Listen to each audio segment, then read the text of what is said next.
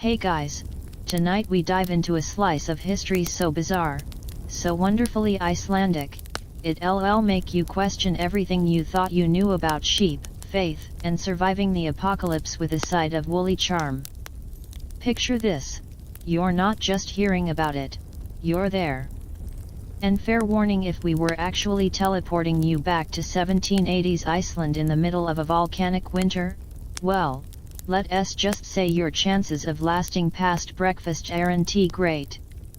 Forget Wi-Fi and central heating, we're talking about a world where the earth itself is your cranky, unpredictable landlord. So, before you get comfortable, take a moment to like the video and subscribe, but only if you genuinely enjoy what I do here. Seriously, it's the virtual equivalent of throwing a log on the fire for this weary storyteller. And hey, drop a comment below telling me what city you're tuning in from and what time it is for you right now. It's always cool to imagine this little history bubble connecting us across the globe. Now, dim the lights, maybe turn on a fan for that soft background hum, and let us ease into tonight's journey together. The first thing that hits you, even before the bone-deep cold that feels like it's leaching the marrow right out of you, is the smell. Oh God, the smell. It's thick, acrid, and hangs in the damp air of the cramped, low-ceilinged bastofa, the all-purpose living, sleeping, working room of your turf-walled farmhouse. It's a potent cocktail of damp earth from the walls, the sharp tang of ammonia from preserved fish hanging near the rafters, the sour reek of unwashed wool and bodies huddled together for warmth, and underpinning it all, the earthy, pungent scent of burning, well, sheep dung. Yep. Your primary source of heat and light comes courtesy of dried sheep pellets smoldering in the central hearth. It's not exactly Yankee Candle's winter hearth collection, but hey, it's warmth. Or at least, the illusion of warmth. You pull your scratchy, lanolin-rich wool blanket tighter around your shoulders, trying to trap any stray heat escaping your body. Your breath mists in the dim, smoky light cast by the dung fire. Outside, the wind howls like a banshee denied its dinner. It's not just wind, it's a living force, scraping icy fingers across the turf roof, whistling through every tiny crack and crevice in the roughly stacked stone foundation. It's late, deep into the interminable Icelandic winter. The sun, it's basically a rumor this time of year, a faint, grudging glow on the horizon for a few pathetic hours before plunging the world back into a darkness so profound it feels suffocating. You've been living in this perpetual twilight for months. Time blurs. Days feel like weeks. Your muscles ache from the constant shivering, a low-level thrum of exhaustion that never quite leaves. Your stomach grumbles, a hollow echo in the quiet punctuated only by the crackle of the dung fire and the wind's mournful symphony. Rations have been tight. The meager summer harvest is long gone, the stored root vegetables dwindling to precious few, the dried fish tasting more of salt and despair than sustenance. You shift on the hard wooden bench built into the wall, trying to find a position where your numb backside isn't directly protesting. The packed earth floor feels like ice beneath your worn leather shoes. You glance around at your family, faces drawn, eyes shadowed with fatigue and worry. No one speaks much. Conserving energy, maybe. Or maybe there's just nothing hopeful left to say. The silence is heavy, thick with unspoken dread. This is life on the edge of the inhabitable world. Iceland in the late 18th century wasn't just remote, it was harsh, unforgiving, and brutally isolated. Forget the romanticized Viking sagas, this is subsistence farming on volcanic soil, utterly dependent on the whims of the North Atlantic weather and the volatile geology beneath your feet. The mainstream history here is the sheer, brutal precariousness of Icelandic life. One bad harvest, one harsh winter, one livestock disease outbreak, and entire communities could teeter on the brink of starvation. It was a constant, grinding struggle against the elements. Think less dramatic battles, more slow, suffocating attrition. And the isolation ships from Denmark which ruled Iceland were infrequent, especially in winter. News traveled slow. You were, quite literally, on your own outpost of humanity. But beneath the immediate misery of the cold and hunger, there's another sensation, a constant, low-level vibration you've almost gotten used to, like the deep, restless grumbling of a sleeping giant beneath the floorboards. Because there is a giant sleeping beneath you. Well, maybe not sleeping. More like, stirring grumpily. You live on a land forged by fire. Iceland is essentially a giant, steaming volcanic hotspot straddling the mid-Atlantic ridge. Earthquakes are common, little tremors that rattle the crockery on the shelf. Geysers spout. Hot springs bubble.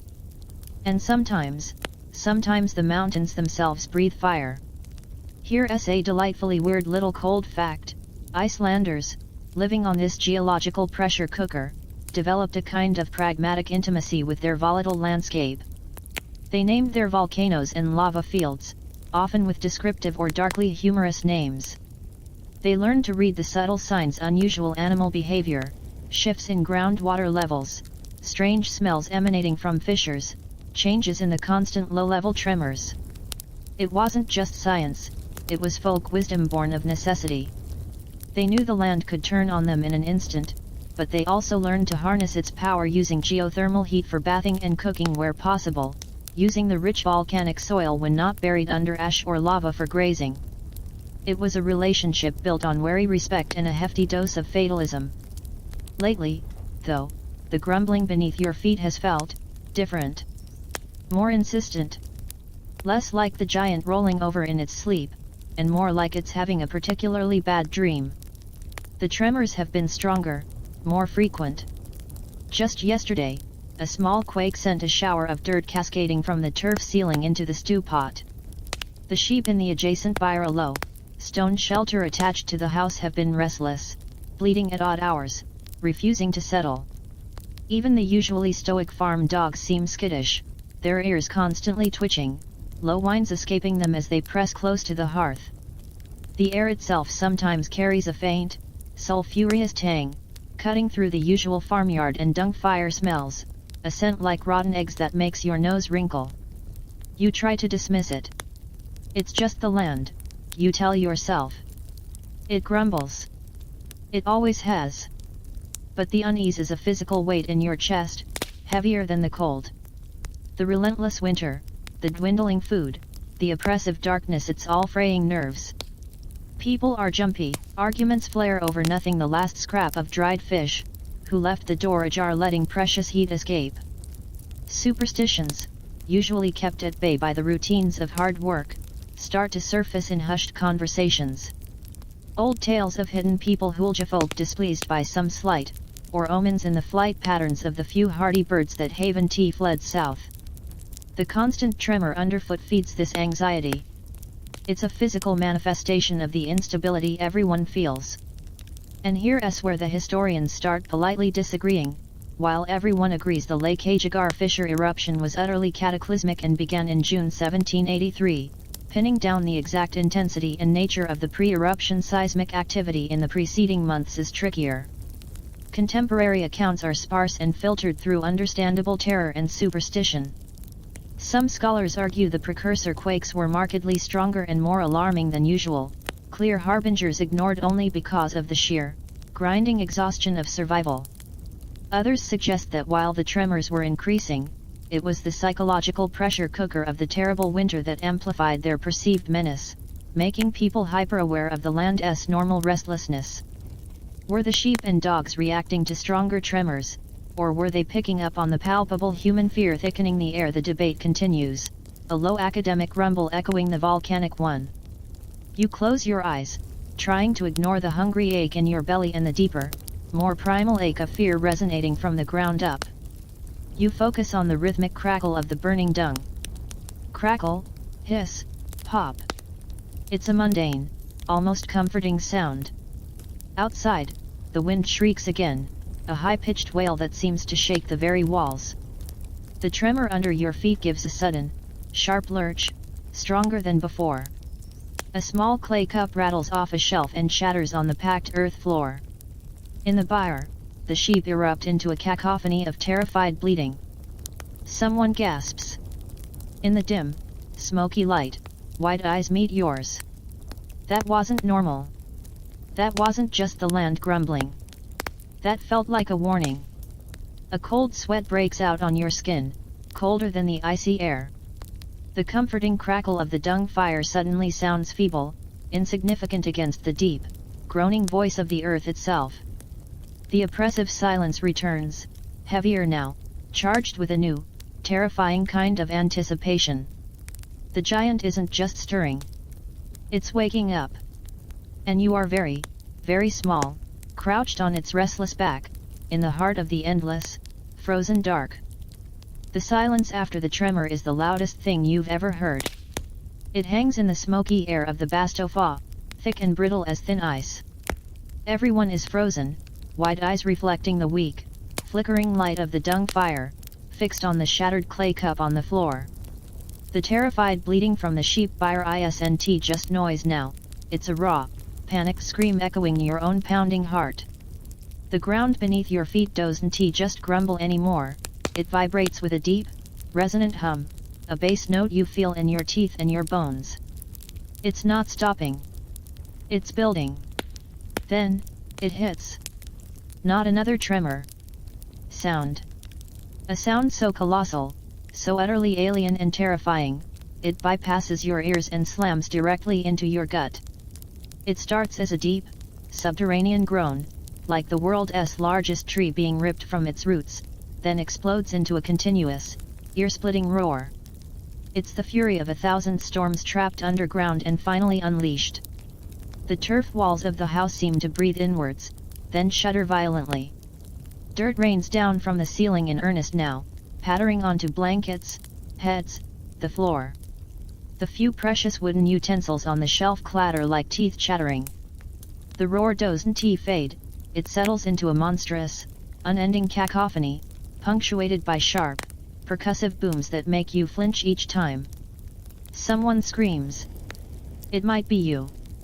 Instinct takes over. You're scrambling, stumbling over benches, grabbing children, pushing towards the low doorway. The air outside, when you burst through, isn't the usual biting cold. It's warm. Unnaturally, shockingly warm for a winter's night, carrying a stinging, sulfurous stench so strong it burns your nostrils and makes your eyes water instantly. And the light, oh, the light. You look south, towards the mountains. The sight freezes you more completely than the deepest winter cold ever could. The horizon isn't dark. It's on fire. A jagged, impossibly long rent has torn open the earth itself, miles long, glowing with a furious, hellish red-orange light. From this colossal wound, fountains of liquid fire are vomiting into the sky, hundreds of feet high, twisting and writhing like monstrous, incandescent serpents. The molten rock arcs upwards, trailing streams of sparks like dying stars, before collapsing back down in slow, terrifyingly beautiful cascades that splatter and flow, glowing rivers snaking across the black landscape. The sky above the fissure isn't night sky, it's a churning, roiling ceiling of smoke and ash, lit from below by the inferno, glowing in ominous, bruised purple and red. It's like staring into the forge of some wrathful god. This is the mainstream historical pivot point, the Lake Ajagar-Laki crater's fissure eruption.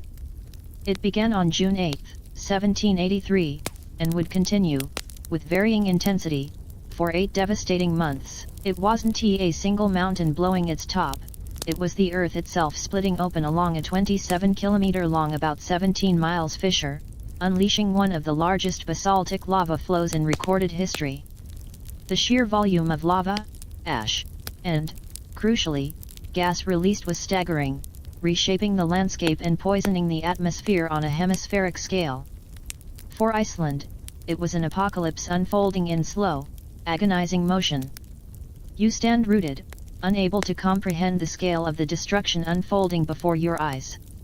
The roar is a physical pressure, vibrating your ribs. The heat radiating from the distant inferno is palpable even miles away, a dry, suffocating wave that clashes bizarrely with the remaining pockets of icy wind. Ash begins to fall. Not gentle snowflakes, but gritty, gray-black flakes, warm to the touch, smelling overwhelmingly of sulfur and burnt stone. They land silently on your hair, your shoulders, the frozen ground at your feet. Within minutes, the world starts to look fuzzy, monochrome, smothered under this sinister, warm snowfall. Here's the bizarre little cold fact that somehow makes it worse. Amidst the unimaginable fury, there's a phenomenon called volcanic lightning. Yes, lightning. Gigantic, silent, or rather, drowned out by the eruption's roar, purple-white bolts crackle and spiderweb through the towering ash columns above the fissure. It's a terrifyingly beautiful electrical storm generated by the colossal friction of ash particles colliding violently within the eruption plume. Seeing nature's two most destructive forces, fire and lightning, dance together above the gaping maw of hell feels like witnessing something profoundly unnatural, a violation of the world's order. Panic erupts around you. Neighbors spill from their houses, faces masks of terror illuminated by the hellish glow. Shouts are swallowed by the roar, instructions, prayers, raw screams of fear. Animals bolt from collapsing byres, sheep and cows lowing in terror, running blindly through the thickening ash fall. The ground continues to vibrate, a constant reminder of the titanic forces at work. Someone grabs your arm, pulling you towards the relative shelter of a sturdier stone barn. You stumble, coughing as the ash gets thicker, coating your tongue with a gritty, acrid taste. The warm air feels thick, hard to breathe. Inside the barn, crammed with terrified people and panicked livestock, the roar is muffled but still overwhelming. The air is thick with dust, animal sweat, and pure fear. Children cry silently, faces buried in adults' legs. Adults stare blankly, or mutter prayers, their eyes wide and unseeing. You press your back against the cold stone wall, trying to anchor yourself in a world that's coming apart. The ash filters in through cracks, dusting everything in gray. The unnatural warmth is stifling. Hours crawl by. The roar doesn't diminish, the glow through the cracks in the barn wall remains constant, a malevolent heartbeat lighting the ash-filled air inside. Reports filter in, shouted over the din or conveyed with desperate gestures. A river of lava has swallowed a farmstead to the south. The glacial river Skafta, swollen with meltwater from the intense heat, has burst its banks, creating catastrophic floods that sweep away everything in their path. The air is getting harder to breathe. It's not just ash, it's a choking, invisible poison. And this is where the academic debate gets particularly grim. While the immediate devastation from lava flows and floods was horrific, the real killer was the gas. The Laki eruption released an estimated 122 million tons of sulfur dioxide into the atmosphere. This created a vast, choking haze of sulfuric acid aerosols, essentially a toxic fog that blanketed Iceland and drifted across Europe. Historians agree it caused mass death, but the extent within Iceland is debated. Contemporary records are fragmentary, devastated by the disaster itself. Estimates suggest between 20 to 25% of Iceland's population died in the ensuing famine and poisoning, but pinpointing exactly how many succumbed directly to the Muharrind and the mist hardships, the toxic fog that killed crops, livestock, and people versus starvation in the years after, is difficult. Some argue the gas was the primary, swift killer in many areas, others contend its main effect was the long-term environmental devastation that led to starvation. The toxic fog's precise death toll remains shrouded in the very mist it created. Days blur into a nightmare. The sun, when you glimpse it through the ever-present ash cloud, is a dim, blood-red disk, powerless to warm or illuminate. The unnatural warmth fades, replaced by a chilling, ash-laden wind. The roar is a constant companion, a reminder that the Earth's fury is unabated. The ash fall continues relentlessly, piling up inches deep, then feet deep. It smothers the meager pastures. It coats the remaining haystacks, rendering them inedible. It clogs streams and wells. It turns the world into a monochrome wasteland, silent except for the Earth's roar and the hacking coughs that start to echo through the barn, a sound as desperate as the sheep's bleating. You cough, a deep, rattling sound that hurts your chest. Your eyes sting constantly. The gritty taste of ash is always in your mouth. Outside, the glowing rivers of lava creep inexorably across the land, consuming farms, forests, grazing lands, the very bones of the earth. The landscape you knew is being erased, replaced by a glowing, smoking hellscape under a sky of perpetual twilight. The sheep in the barn huddle together, their wool thick with grey ash, their eyes wide and frightened. Their usual placidness is gone, replaced by a skittish terror. One of them coughs, a wet, horrible sound. The sight of it, this symbol of your fragile livelihood, choking on the poisoned air, feels like the final blow. A deep, soul-crushing despair washes over you, colder than the Icelandic winter had ever been. This isn't just hardship. This is the end of the world. And the earth is still screaming. The roar becomes your world. Not just sound, but a physical presence, a constant vibration in the air, in the ground, in the marrow of your bones. It's the earth's monstrous heartbeat, a relentless thrum that drowns out thought, replaces hope with a low, grinding dread. Days blur into an ashen twilight. Weeks impossible to tell. Time loses meaning when the sun is a smudged, coppery disk barely visible through the choking, ever-present haze. The air you breathe is thick with grit fine, grey volcanic ash that coats your tongue, clogs your nostrils, stings your eyes into perpetual redness. Every inhale is a struggle, ending in a harsh, rattling cough that echoes the desperate bleats of the sheep crammed beside you in the dim, dusty barn.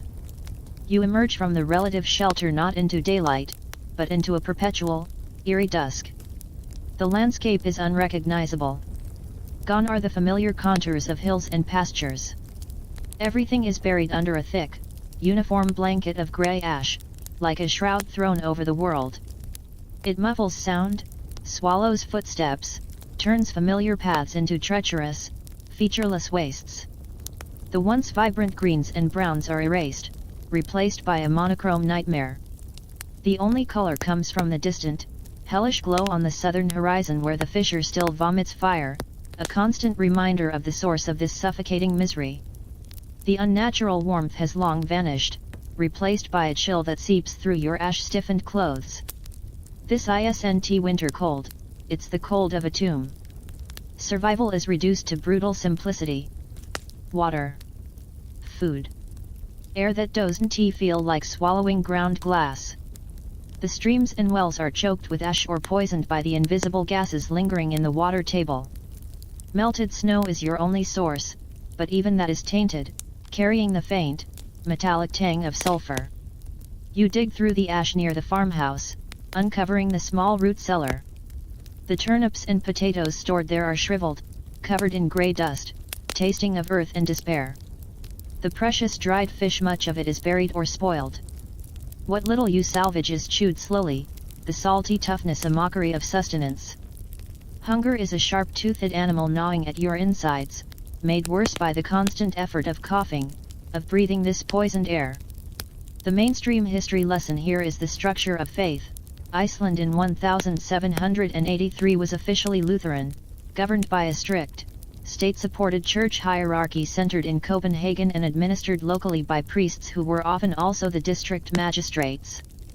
The church was the bedrock of community life, the interpreter of God's will, the sole conduit for salvation.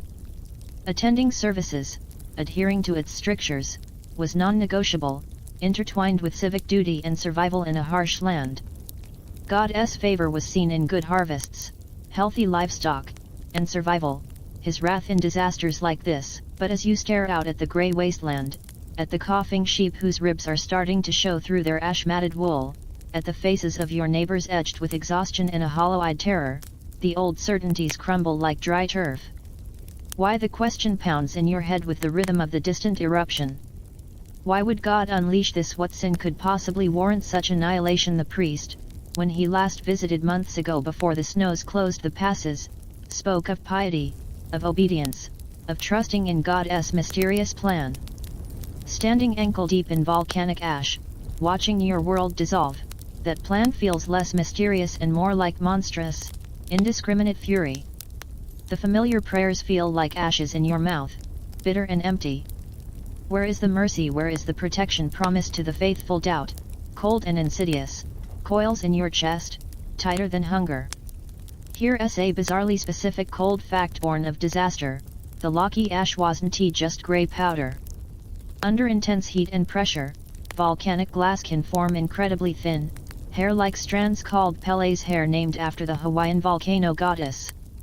Icelanders, sifting through the ash near the periphery of the eruption, sometimes found these strange, golden brown, glassy filaments. Imagine finding something resembling fine, brittle hair raining from the sky amidst the destruction. It must have seemed like another utterly surreal, unsettling omen, the earth itself shedding strange, molten locks. Scholars note its presence in ash layers, a literal thread of the bizarre woven into the catastrophe. The community fabric, already frayed by years of hardship, begins to tear under the weight of the ash and the unending roar. Trust evaporates like water on hot lava.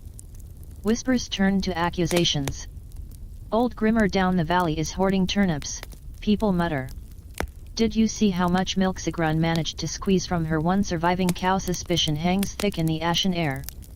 A desperate fight breaks out near the communal water hole, a shallow pit dug through ash to reach cleaner snowmelt beneath. Two men, skeletal shadows of their former selves, grapple over a half-full bucket, their curses lost in the ever-present rumble. The shared struggle doesn't bind, it isolates. Everyone is locked in their own private battle against starvation and suffocation. The communal hymns of the church feel like a cruel joke from another lifetime. You walk through the ruins of what was once your home field. The turf walls of the farmhouse are partially collapsed under the weight of ash. The roof beams, charred by sparks carried on the wind, protrude like broken bones. Inside, everything is buried under a foot of grey powder. You dig mechanically, uncovering a wooden bowl, a fragment of woven cloth, a small, ash-covered object. Wiping it clean reveals the familiar, worn leather cover of the family Bible. It feels heavy, alien in your hands. You open it, the pages crackling, coated in fine dust. Your eyes scan familiar verses about God's love, His protection, His righteous judgments. The words swim before your stinging eyes. Protection, love, righteousness. You look out at the grey desolation, at the distant, fiery wound in the earth still pumping destruction into the sky. A wave of bitter anger, hot and unexpected, surges through your exhaustion. It feels blasphemous, terrifying, but it's undeniable. And here's where historians tread carefully. While the fact of widespread despair and questioning of faith is documented in fragmentary diaries and later accounts, the exact nature and prevalence of outright sacrilege or blasphemy is debated. The Church maintained records of punishments, but how many instances went unreported in the chaos? Did people merely think blasphemous thoughts, or were their acts defaced Bibles, curses shouted into the ashen wind, open rejection of prayer? The line between private despair and public defiance is blurred in the historical ash. Some scholars point to the rise of folk magic and non-Christian practices after the disaster as evidence of a broken covenant. Others argue the core Lutheran faith, though shaken, ultimately endured the trial, its structure providing the only remaining framework for community in the aftermath. The depth of the immediate spiritual crisis remains partially obscured, like the landscape under the ash. You clutch the Bible, the leather cold against your skin. The words within feel like stones. The distant roar seems to mock the promises printed on the dusty pages. The comforting image of a benevolent shepherd watching over his flock, it shatters completely as you watch another sheep collapse in the ash-covered paddock, its sides heaving, a thin trickle of bloody froth at its nostrils. It coughs weakly, a pitiful, wet sound that cuts through the earth's growl more sharply than any scream. This isn't a test of faith. This feels like abandonment. This feels like the heavens themselves have turned to ash and rained down indifference, or worse, malevolence. A raw, wordless sound escapes your throat, not a prayer, not a curse, just a guttural expression of the void opening inside you where faith used to be. You don't throw the Bible. You simply let it slip from your numb fingers. It lands silently in the deep grey ash at your feet, the pages splaying open, instantly coated in a fresh layer of fine, grey powder. It disappears from view almost immediately, just another fragment of the old world buried under the relentless fallout of a world remade in fire and despair. The ground shudders again, a fresh tremor vibrating up your legs, a reminder that the Earth's anger is still very much alive. Above, the ash continues to fall, silent, suffocating, burying everything. Including, it seems, the last vestiges of your certainty in a just and caring God. The silence after the tremor fades isn't peaceful. It's the heavy, expectant hush that follows a scream, thick with suspended ash and the ghosts of prayers that died on your lips. You stare at the spot where the Bible vanished beneath the grey shroud, the imprint of its shape already blurring under fresh fallout.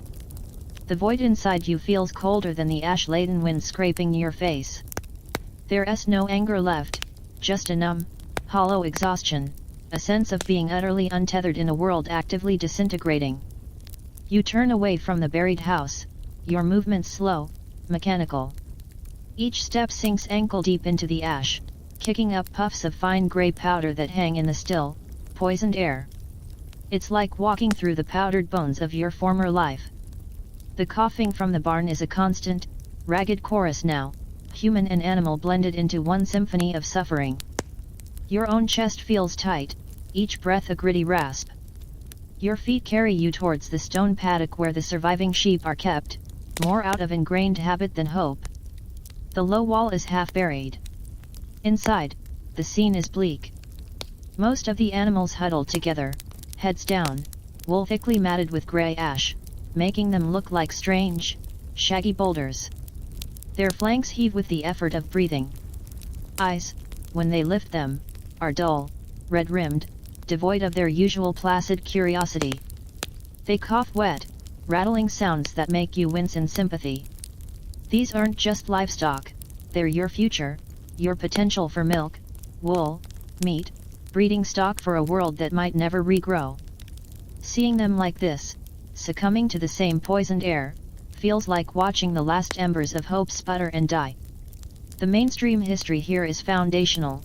Sheep were the absolute bedrock of Icelandic survival. More than just food or clothing, they were the primary economic unit, the measure of wealth, the key to enduring the brutal winters. Their wool was spun into the ubiquitous low poppy saw sweaters and woven into cloth. Their meat was preserved smoked, salted, or fermented into the infamous hackerel. Their milk made skyr yogurt and cheese. Their skins were used for leather and parchment. Even their bones and horns were crafted into tools. Losing your sheep wasn't just hardship, it was a death sentence for a family. Their suffering now was a direct assault on the possibility of any future. You lean against the cold, ash-dusted stone of the wall, the rough surface scraping your palm. The weight of despair is almost physical, pressing down like the layers of ash burying the land. You close your stinging eyes, trying to block out the coughing, the grey desolation, the ever-present, low thrum of the distant eruption. Just for a moment. Just to not feel the crushing certainty of the end. When you open them again, blinking against the gritty air, your gaze drifts past the main huddle of suffering animals, towards the far corner of the paddock, near where a trickle of less tainted meltwater sometimes seeped through a crack in the rock. And you freeze. There's a small group of sheep there. 5, maybe 6. They aren't huddled. They aren't coughing. They are grazing. The sight is so profoundly bizarre, so utterly incongruous with the grey hellscape around you, that your exhausted brain struggles to process it. There's nothing to graze on. The ash is inches deep here too, smothering any trace of grass or moss. Yet, these sheep have their heads down, muzzles working steadily, almost contentedly, at the ash-covered ground. They aren't frantic, they're methodical, purposeful. One of them lifts its head, chewing slowly. Its eyes are clear, bright, alert. Its wool, while dusty, doesn't have the thick, caked grey clumps of the others. It looks healthy. Unnervingly so. Here's the wonderfully odd cold fact: volcanic ash isn't always pure poison. While largely devoid of nutrients and potentially harmful due to sharp particles and toxins, fresh volcanic ash can contain trace amounts of minerals leached from the cooling lava elements like sulfur, iron, even phosphates. In minute quantities, these could theoretically offer some marginal, temporary mineral supplement. It's a desperate, almost absurd footnote in the nutritional science of catastrophe. Were these sheep somehow instinctively finding and consuming tiny mineral fragments in the ash, or was it just dumb, random luck keeping this small group marginally healthier? You push yourself off the wall, your heart pounding with a strange mixture of disbelief and a flicker of something dangerously close to hope. You shuffle closer, sinking deeper into the ash with each step, your eyes fixed on the grazing group. As you near, you notice something else. The other sheep, the sick ones, seem to give this small group a wide berth. They don't approach. They huddle together, watching with dull eyes, but keeping their distance as if repelled by an invisible barrier or respect. Then, you see him. He's not the biggest ram. He's sturdy, thick-set, with a dense, dark brown fleece that seems to repel the ash better than the others. It's his bearing that stops you. He stands slightly apart from the grazing group, not eating, but observing. His head is held high, ears pricked forward, not in alarm, but with a calm, almost regal alertness. His eyes are the most striking thing.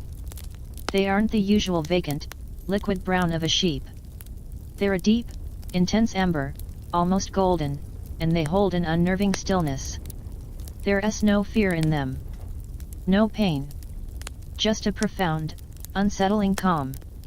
He surveys the paddock, the suffering animals, the ash-choked world beyond the wall, with an air of detachment, acceptance. It's impossible to tell, but it feels deeply wrong for a sheep. He turns his head slowly, deliberately, and his gaze locks onto yours. It's not the skittish glance of prey. It's a direct, assessing look. It feels like being seen, truly seen, by an intelligence far beyond what should reside in a sheep's skull. A shiver runs down your spine, unrelated to the cold. It's a primal prickle, the feeling you get when you sense something ancient and wild watching you from the forest edge. This isn't just a sheep that's weathering the storm better. This feels like something else entirely. You stand frozen, caught in that amber gaze. The constant rumble of the volcano, the hacking coughs from the barn, the crushing weight of despair, it all recedes for a moment, replaced by the sheer, uncanny presence of this animal. His nostrils flare slightly, as if scenting the air thick with sulfur and death, yet he shows no distress. He simply watches you. The world. As if he understands it all, and isn't afraid. A low murmur starts behind you. You hadn't noticed others approaching. A few neighbors, drawn by your stillness or perhaps the strange sight of grazing sheep. They stand a few paces back, their gaunt faces edged with the same disbelief you feel. You see them staring at the healthy group, then their eyes snap to the dark ram. Whispers start, hushed, urgent, almost drowned by the ash-muffled wind. Look at Jarny's ram. Not coughing. Eating ash. His eyes. Thor's hammer, look at his eyes. The name hangs in the air. Jarny's ram. Just an animal, belonging to old Jarny who farmed the next valley over. A normal sheep, yesterday. Today, standing amidst the ruin, radiating an impossible vitality, his golden eyes holding yours with unnerving intelligence. The whispers grow, weaving together disbelief, desperation, and a dawning, terrifying awe.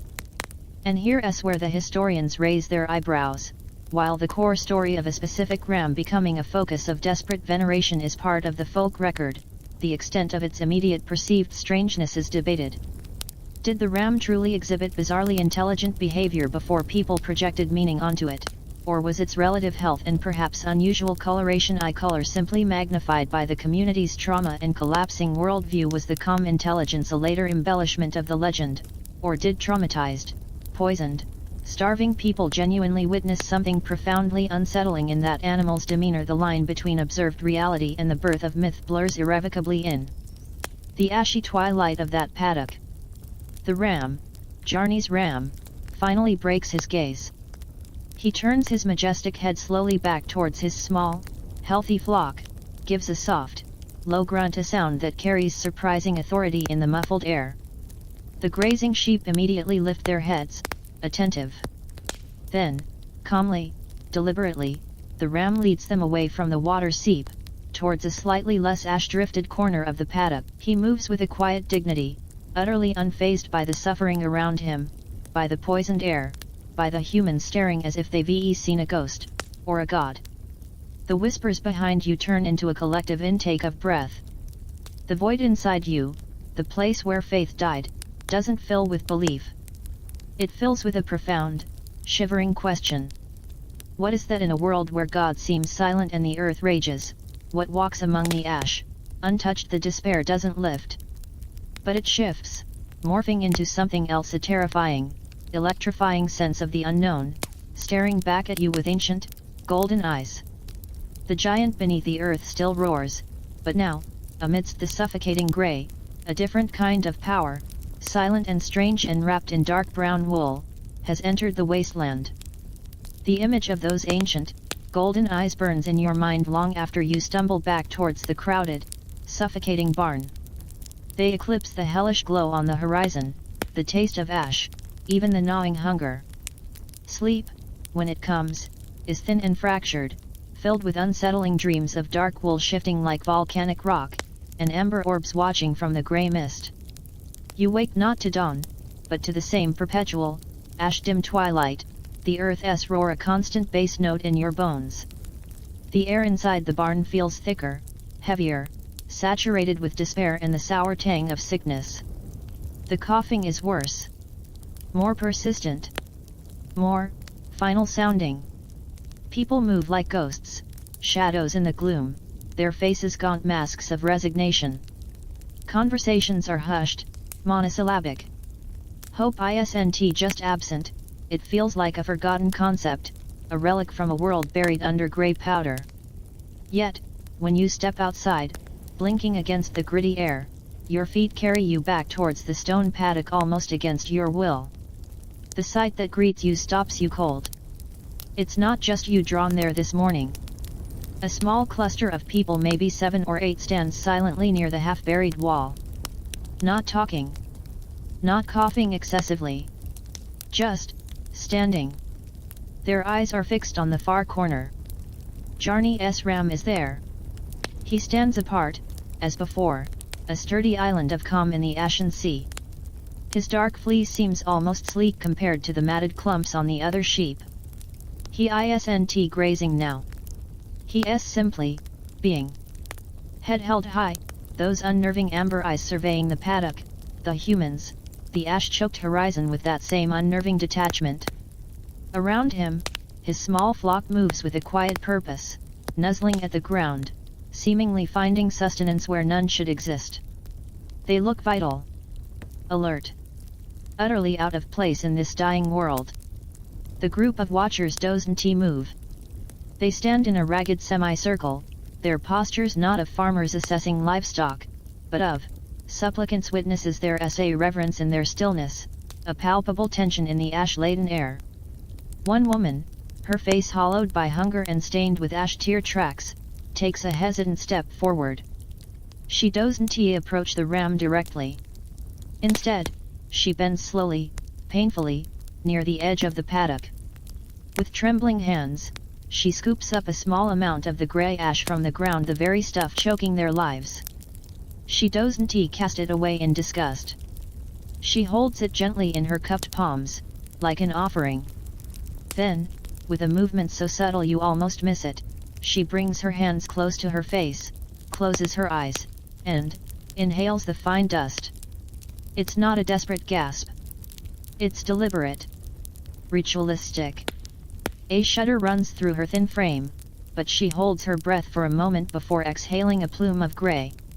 She opens her eyes, red-rimmed but wide, fixed on the ram. There's no immediate miracle.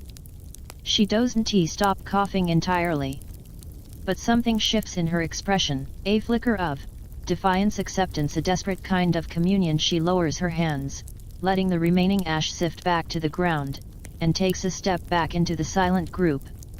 The mainstream history underpinning this desperation is brutal, the Laki eruption triggered the Muharind and the mist hardships. The toxic haze of sulfuric acid didn't just poison the air, it poisoned the land. It acidified the soil, killing off the already sparse vegetation. It poisoned water sources. It fell as acid rain, burning the skin of livestock and humans alike. Crucially, it destroyed the hay crop. Hay was the lifeblood of Icelandic survival, the winter fodder for the sheep that were the foundation of everything. No hay meant starving sheep. Starving sheep meant no milk, no meat, no wool, no future. The famine that followed wasn't just a consequence, it was the eruption's second, slower, more insidious wave of destruction. People weren't just choking, they were watching their entire means of survival wither and die before their eyes. Another man steps forward.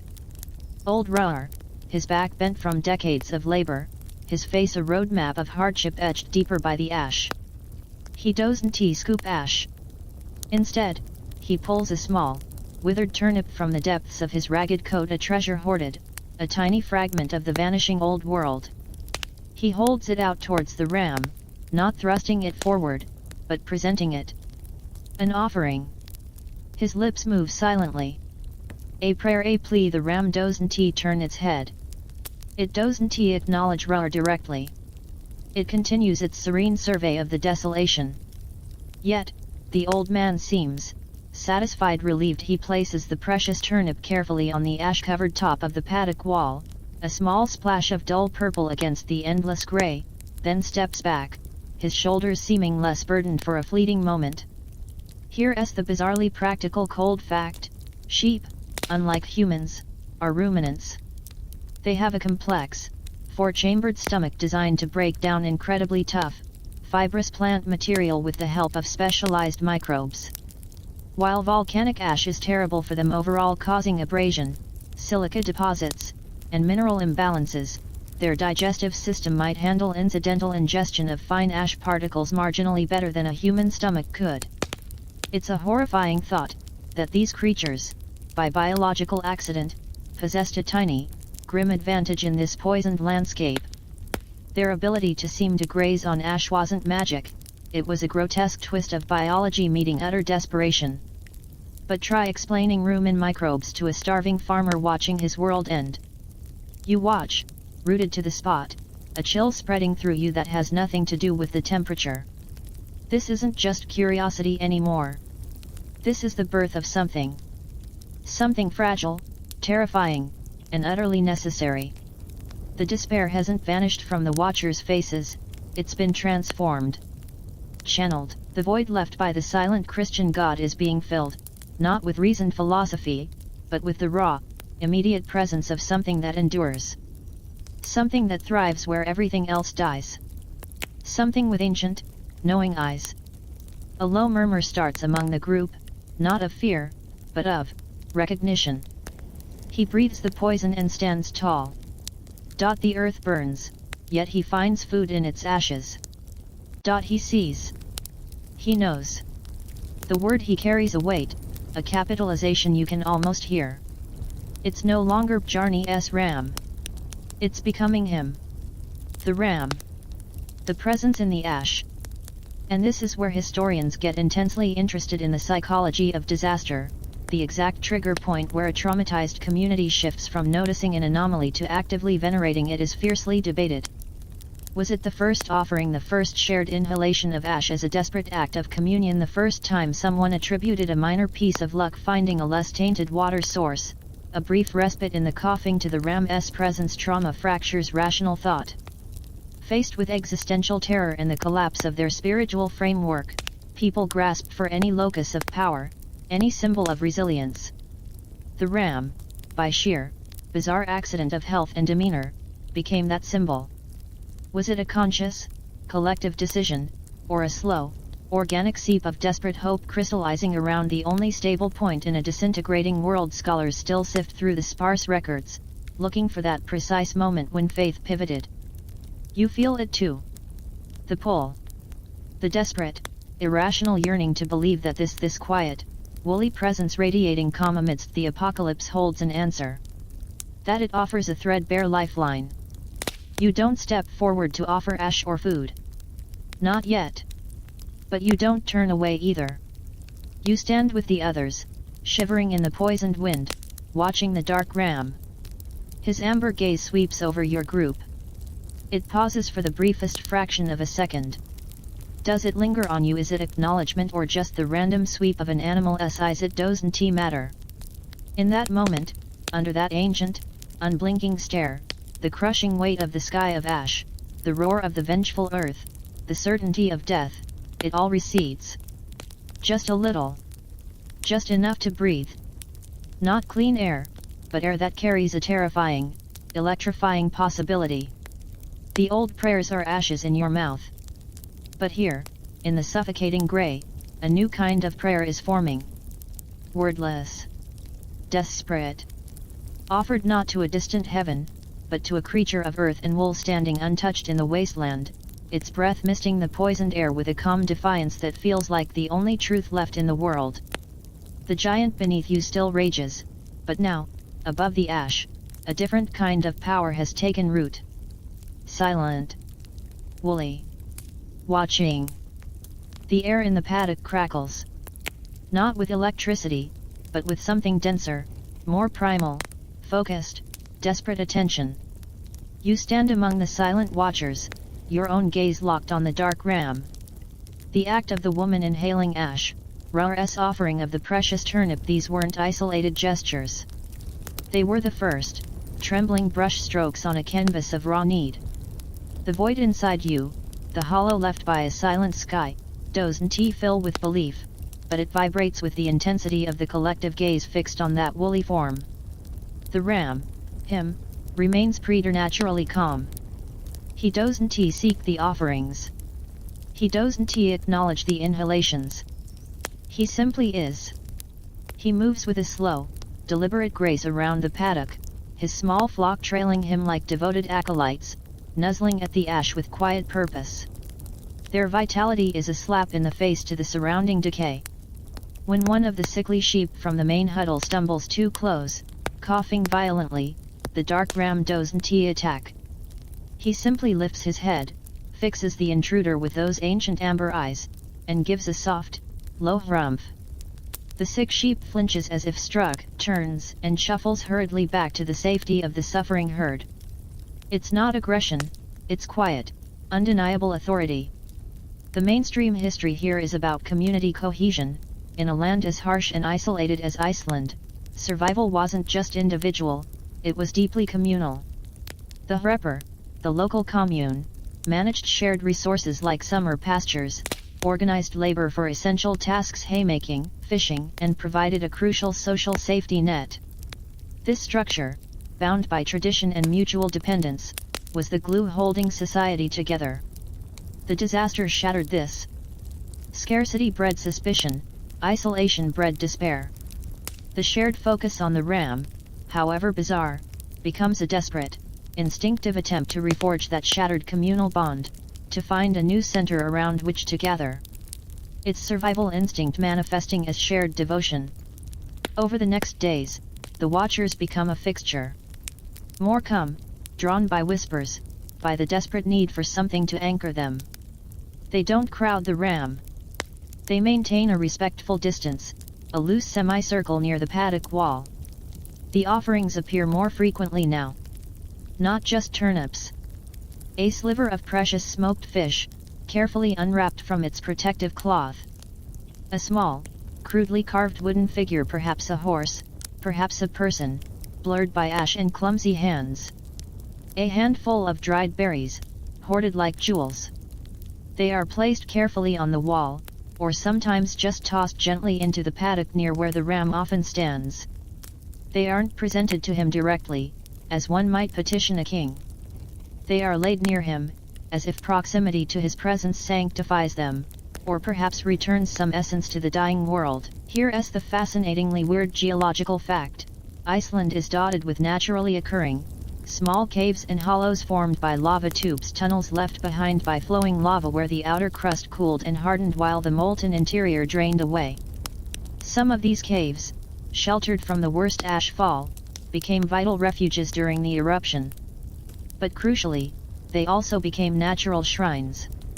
Places imbued with a sense of primal shelter, of the earth offering a fragile sanctuary amidst its own fury. This instinct to seek sacred space in the very geology that threatened them runs deep. It's no surprise then, that the focus shifts from the open paddock to a specific spot. One morning, you notice a subtle shift. The offerings aren't scattered anymore.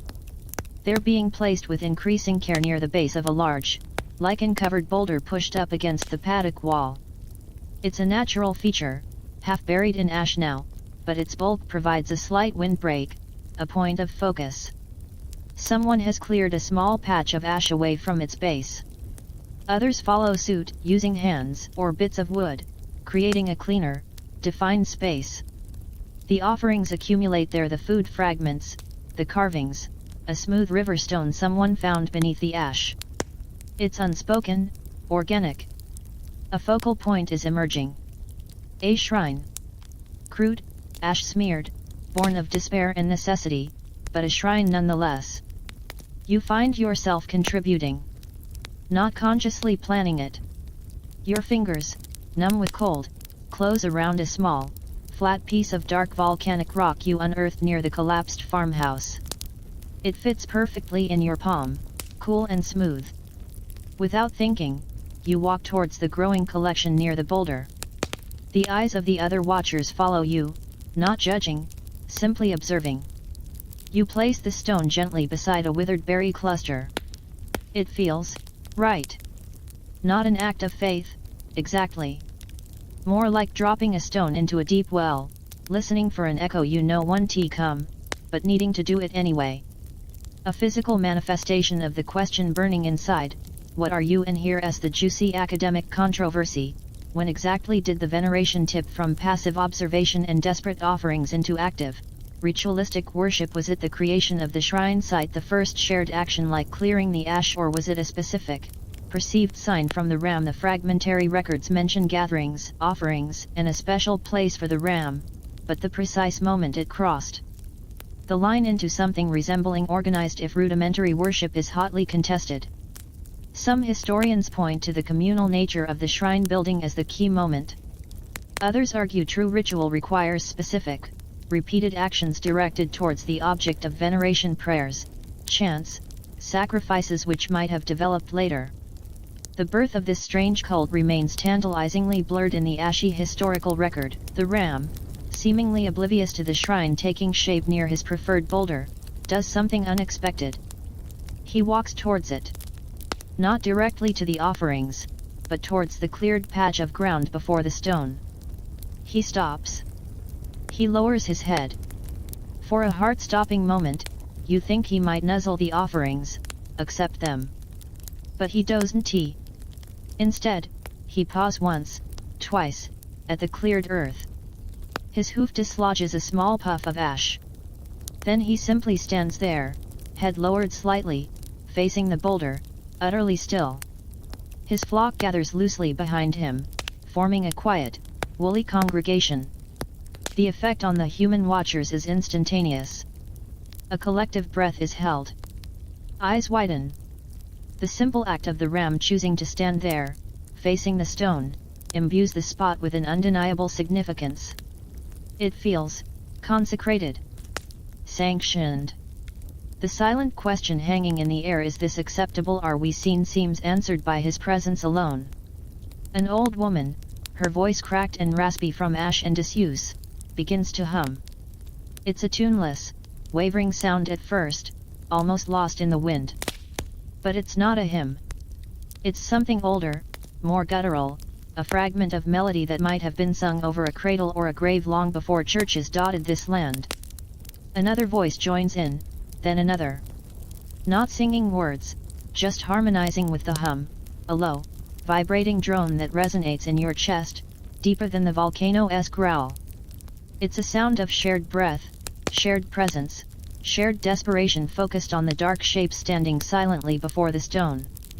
You don't hum. Your throat feels too tight. But you stand straighter. The crushing weight of the sky doesn't feel quite so absolute. The roar of the earth becomes background noise, like the crashing of waves heard from inside a sheltered cave. Here, in this small, ash-defined circle, focused on the ram and the nascent shrine, there is a fragile pocket of, not peace, but purpose. It's terrifying, this devotion blooming in the wasteland. It feels like walking a knife edge between madness and salvation. But the alternative, the suffocating despair, the silent sky, the certainty of a slow, choking death is worse. The ram lifts his head. His amber gaze sweeps slowly over the gathered humans, the crude offerings, the humming congregation. It lingers for a moment on the small, flat volcanic stone you placed. Does he recognize it? Does he care? Impossible to tell. His expression, as ever, is unreadable, ancient, calm, profoundly other. He gives another soft rumph, a sound that seems to vibrate in the cleared earth. Then, calmly, deliberately, he turns and leads his flock away from the shrine, back towards their grazing corner. He doesn't take the offerings. He doesn't perform a miracle. He simply was present. And for the people standing in the ash, their lungs burning, their bellies empty, their world reduced to grey and fear and the low thrum of shared devotion, it is enough.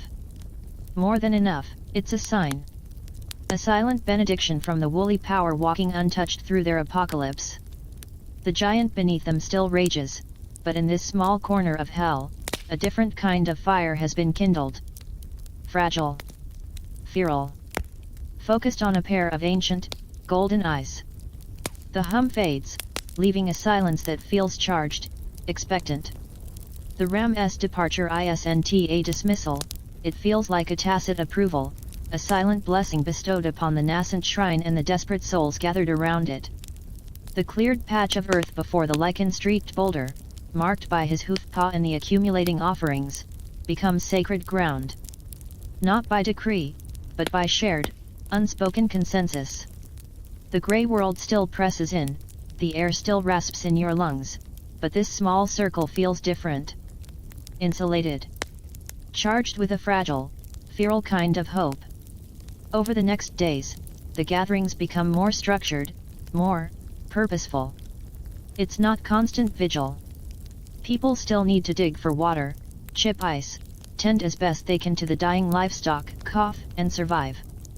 But at specific times, often at dawn, when the blood-red sun bleeds weakly through the haze, or at dusk, as the distant lava glow intensifies, they return. Drawn like iron filings to a magnet.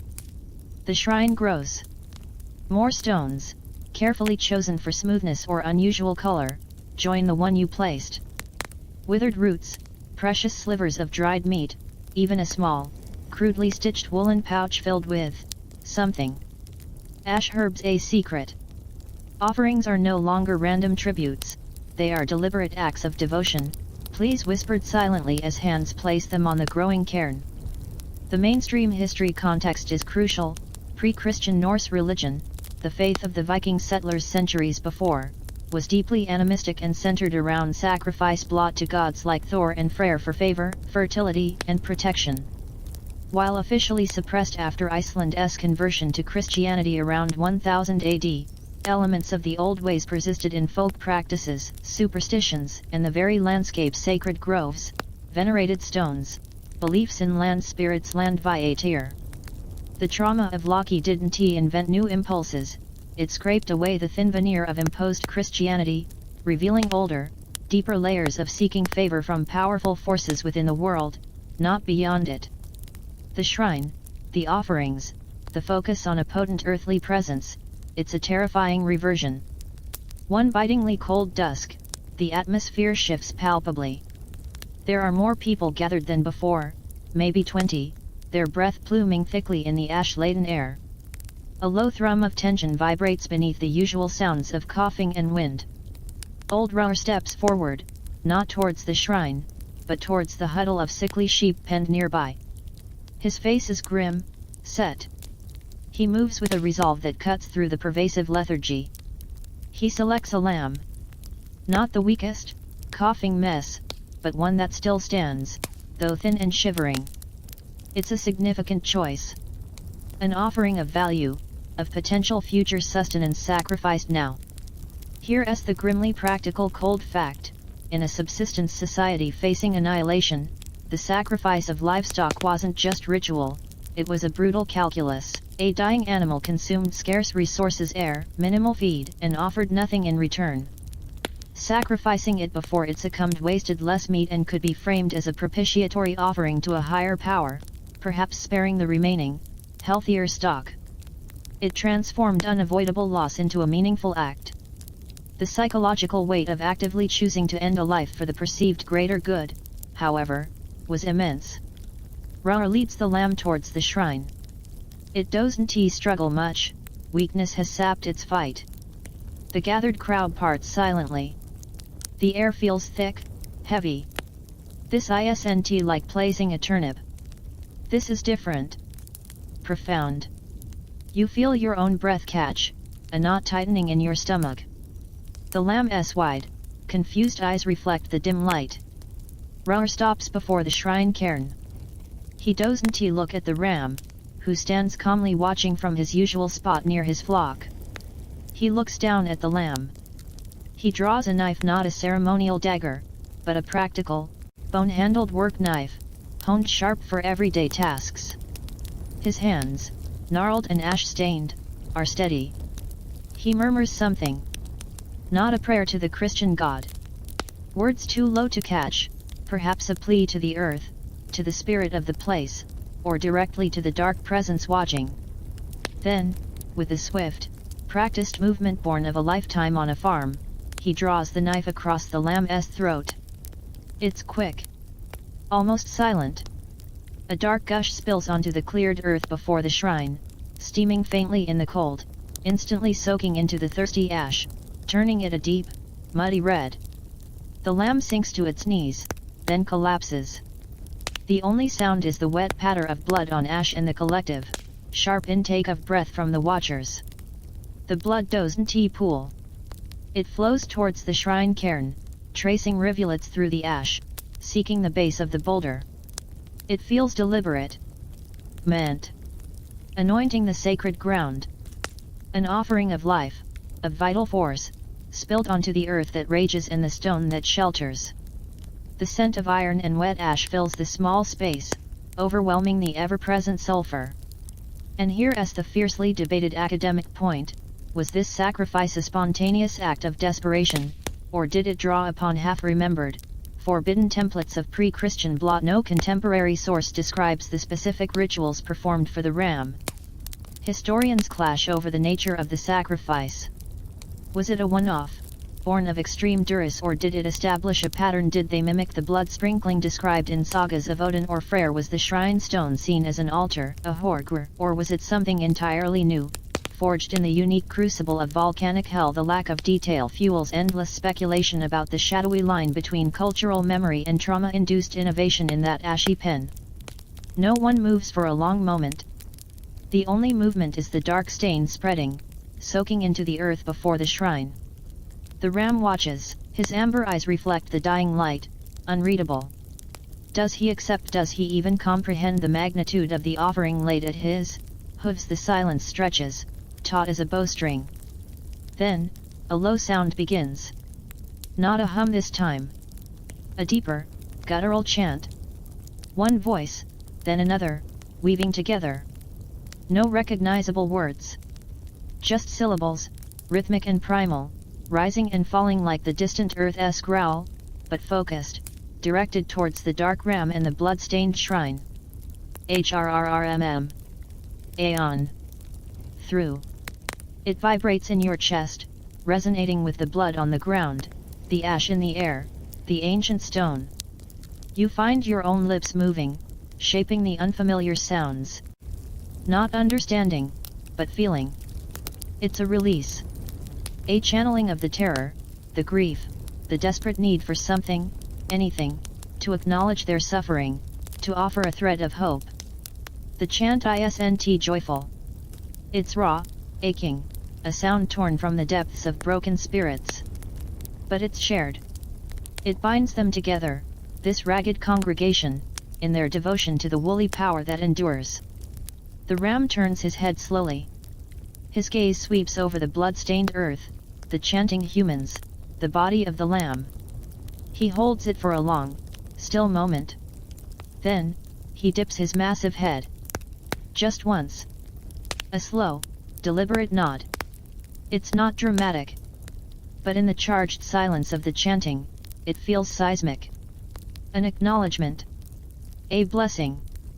The chant swells, louder, more fervent, rising above the wind's moan. Tears stream down ash-caked faces, cutting clean tracks through the grime. Not tears of sorrow now, but of a terrifying, cathartic release. The sacrifice is accepted. The connection is made. The giant beneath them rages, the sky poisons, but here, before the blood-soaked shrine, a pact is sealed in iron-scented earth and primal sound. The old gods are silent. The new god, ancient and woolly and smelling faintly of the paddock, has received his first blood offering. And his flock, human and ovine, trembles with a fearful, exhilarating devotion. The scent of blood hangs thick and metallic in the ash-chilled air, a raw, primal counterpoint to the distant volcano's sulfur stink. The chanting has subsided into a profound, trembling silence. The lamb's body lies before the shrine, stark against the grey earth, its dark blood a spreading stain that seems to pulse with the fading rhythm of the chants. The ram, him, stands motionless, his amber gaze fixed on the offering. That single, deliberate nod hangs in the air, heavier than the ash falling softly from the bruised sky. It wasn't thunder. It wasn't a miracle. But in the shattered psyche of the watchers, it was a covenant sealed.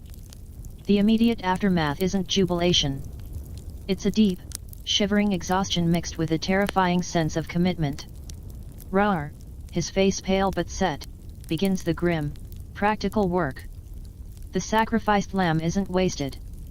Its life was offered, its body will sustain.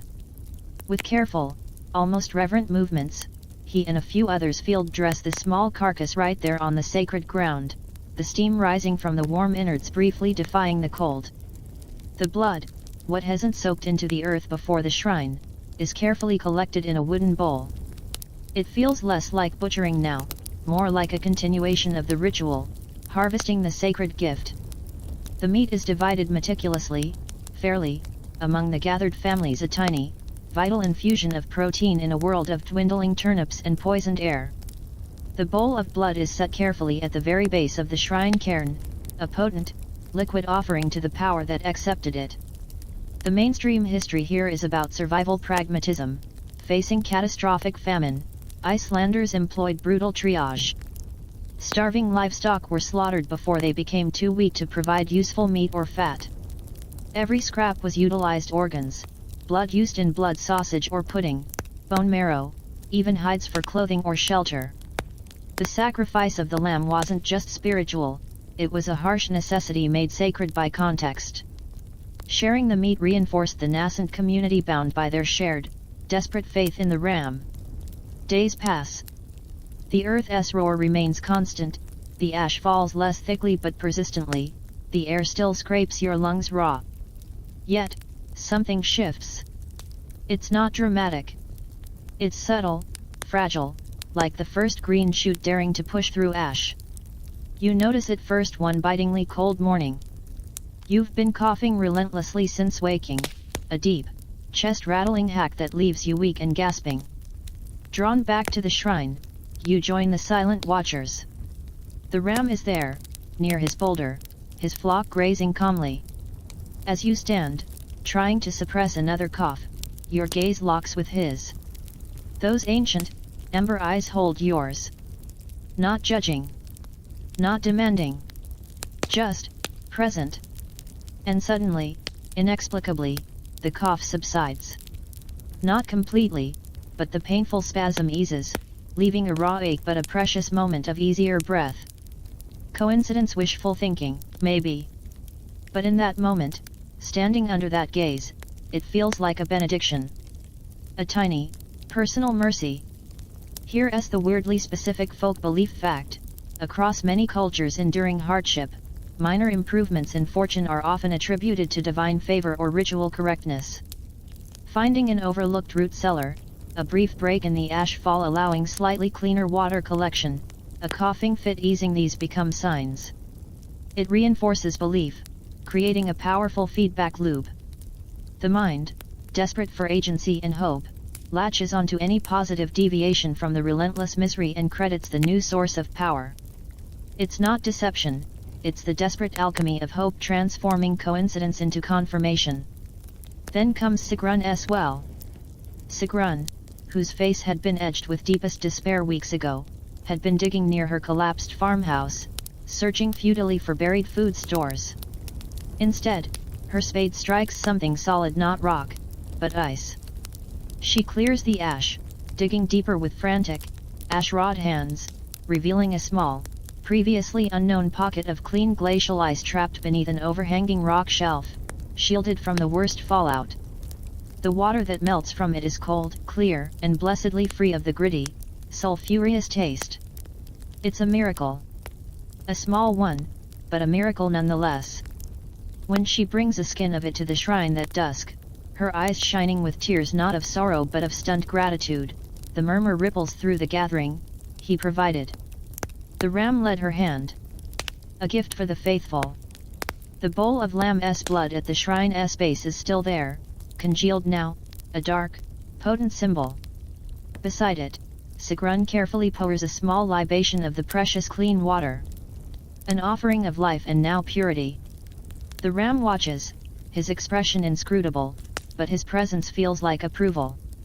And here is the academic battleground. Were these perceived miracles easier breathing, finding clean water random occurrences amplified by group psychology, or was there a tangible effect from the community's shifted focus? Historians fiercely debate the power of placebo and communal will in survival situations. Did the shared belief, the ritual structure, reduce paralyzing despair enough for people to act more effectively, to notice opportunities they previously missed? Did the slight nutritional boost from the shared lamb meat improve stamina for digging, or was it pure, random chance, desperately interpreted as divine favor? The line between psychological resilience and supernatural intervention blurs completely in the fog of the Muharinden. The most profound shift isn't in the air or the water, but in the people. The hollow-eyed resignation begins to lift, replaced by a fierce, focused determination. The shrine isn't just a place of pleading anymore, it's a place of exchange. Offerings are made with greater confidence, not just food scraps, but crafted items, a small, intricately knotted cord of clean wool, a tiny carving of a ram crude but recognizable, a carefully preserved feather from a bird that somehow survived. The act of giving becomes an act of faith, an investment in future favor. One evening, as the blood-red sun bleeds through the ash haze, something new happens. After the silent vigil, after placing her offering a smooth, white quartz pebble she found while digging for water, an elderly woman named Gurn doesn't immediately turn away. Instead, she slowly sinks to her knees in the ash before the shrine. Not in Christian prayer, but in a posture of deep, primal reverence. She places her hands palm down on the ash-stained earth, still faintly discolored by the lamb's blood.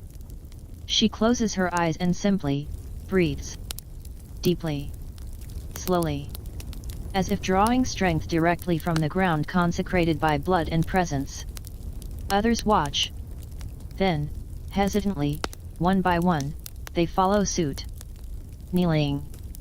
Touching the earth. Breathing together. Not chanting. Not speaking.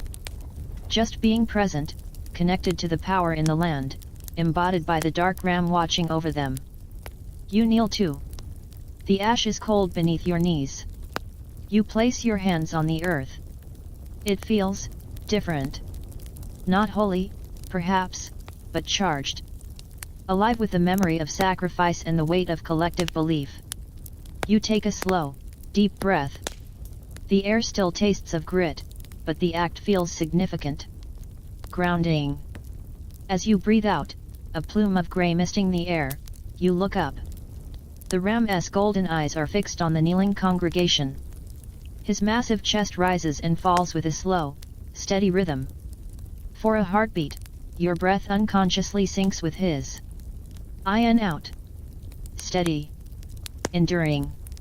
In the ashen twilight, surrounded by kneeling figures and the ever-present roar of the earth's anger, a fragile peace descends. It's not the absence of suffering. It's the presence of something stronger. A shared pulse. A woolly heartbeat in the center of the void. The giant beneath rages on, but his fury feels distant, manageable. Because here, above the ash, a different kind of strength has taken root, nourished by blood, water, and the unwavering gaze of ancient, ember eyes.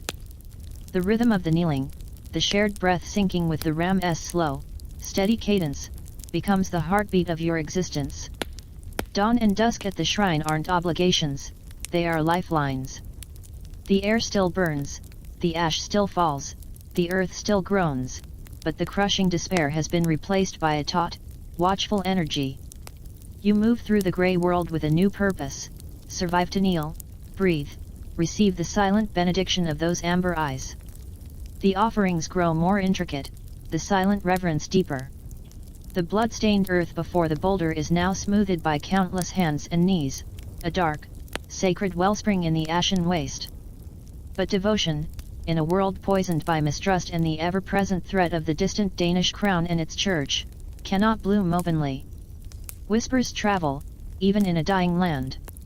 Eyes watch from the shadows of other, less fortunate farmsteads where the coughing hasn't eased, where no clean water was found, where the sheep perished faster. Envy curdles into suspicion. Fear of the unknown festers. The shared secret, the source of your fragile strength, becomes a vulnerability. The mainstream history here is about ecclesiastical control. Iceland was a Lutheran theocracy in all but name. The Danish king appointed the Bishop of Iceland, who oversaw a strict hierarchy of priests prester who were also secular officials. They enforced religious conformity, collected tithes, and acted as magistrates. Deviation from approved doctrine wasn't just heresy, it was rebellion against both God and crown. News of unusual gatherings, whispered rituals, or neglect of church duties would inevitably reach the priest's ears.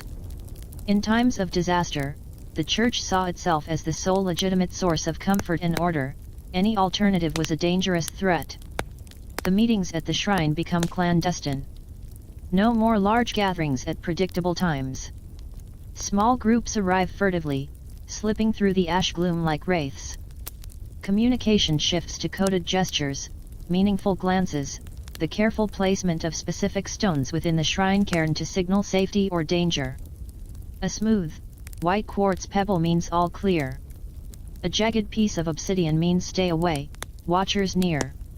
The ram's flock becomes an early warning system, their sudden stillness or a specific, low bleat from the dark ram himself sends worshippers melting back into the grey landscape. Here's the fascinatingly mundane cold fact.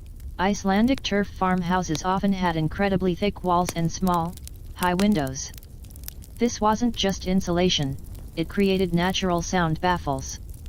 Conversations held near the central hearth, especially in low tones, were remarkably difficult to overhear from outside or even adjacent rooms.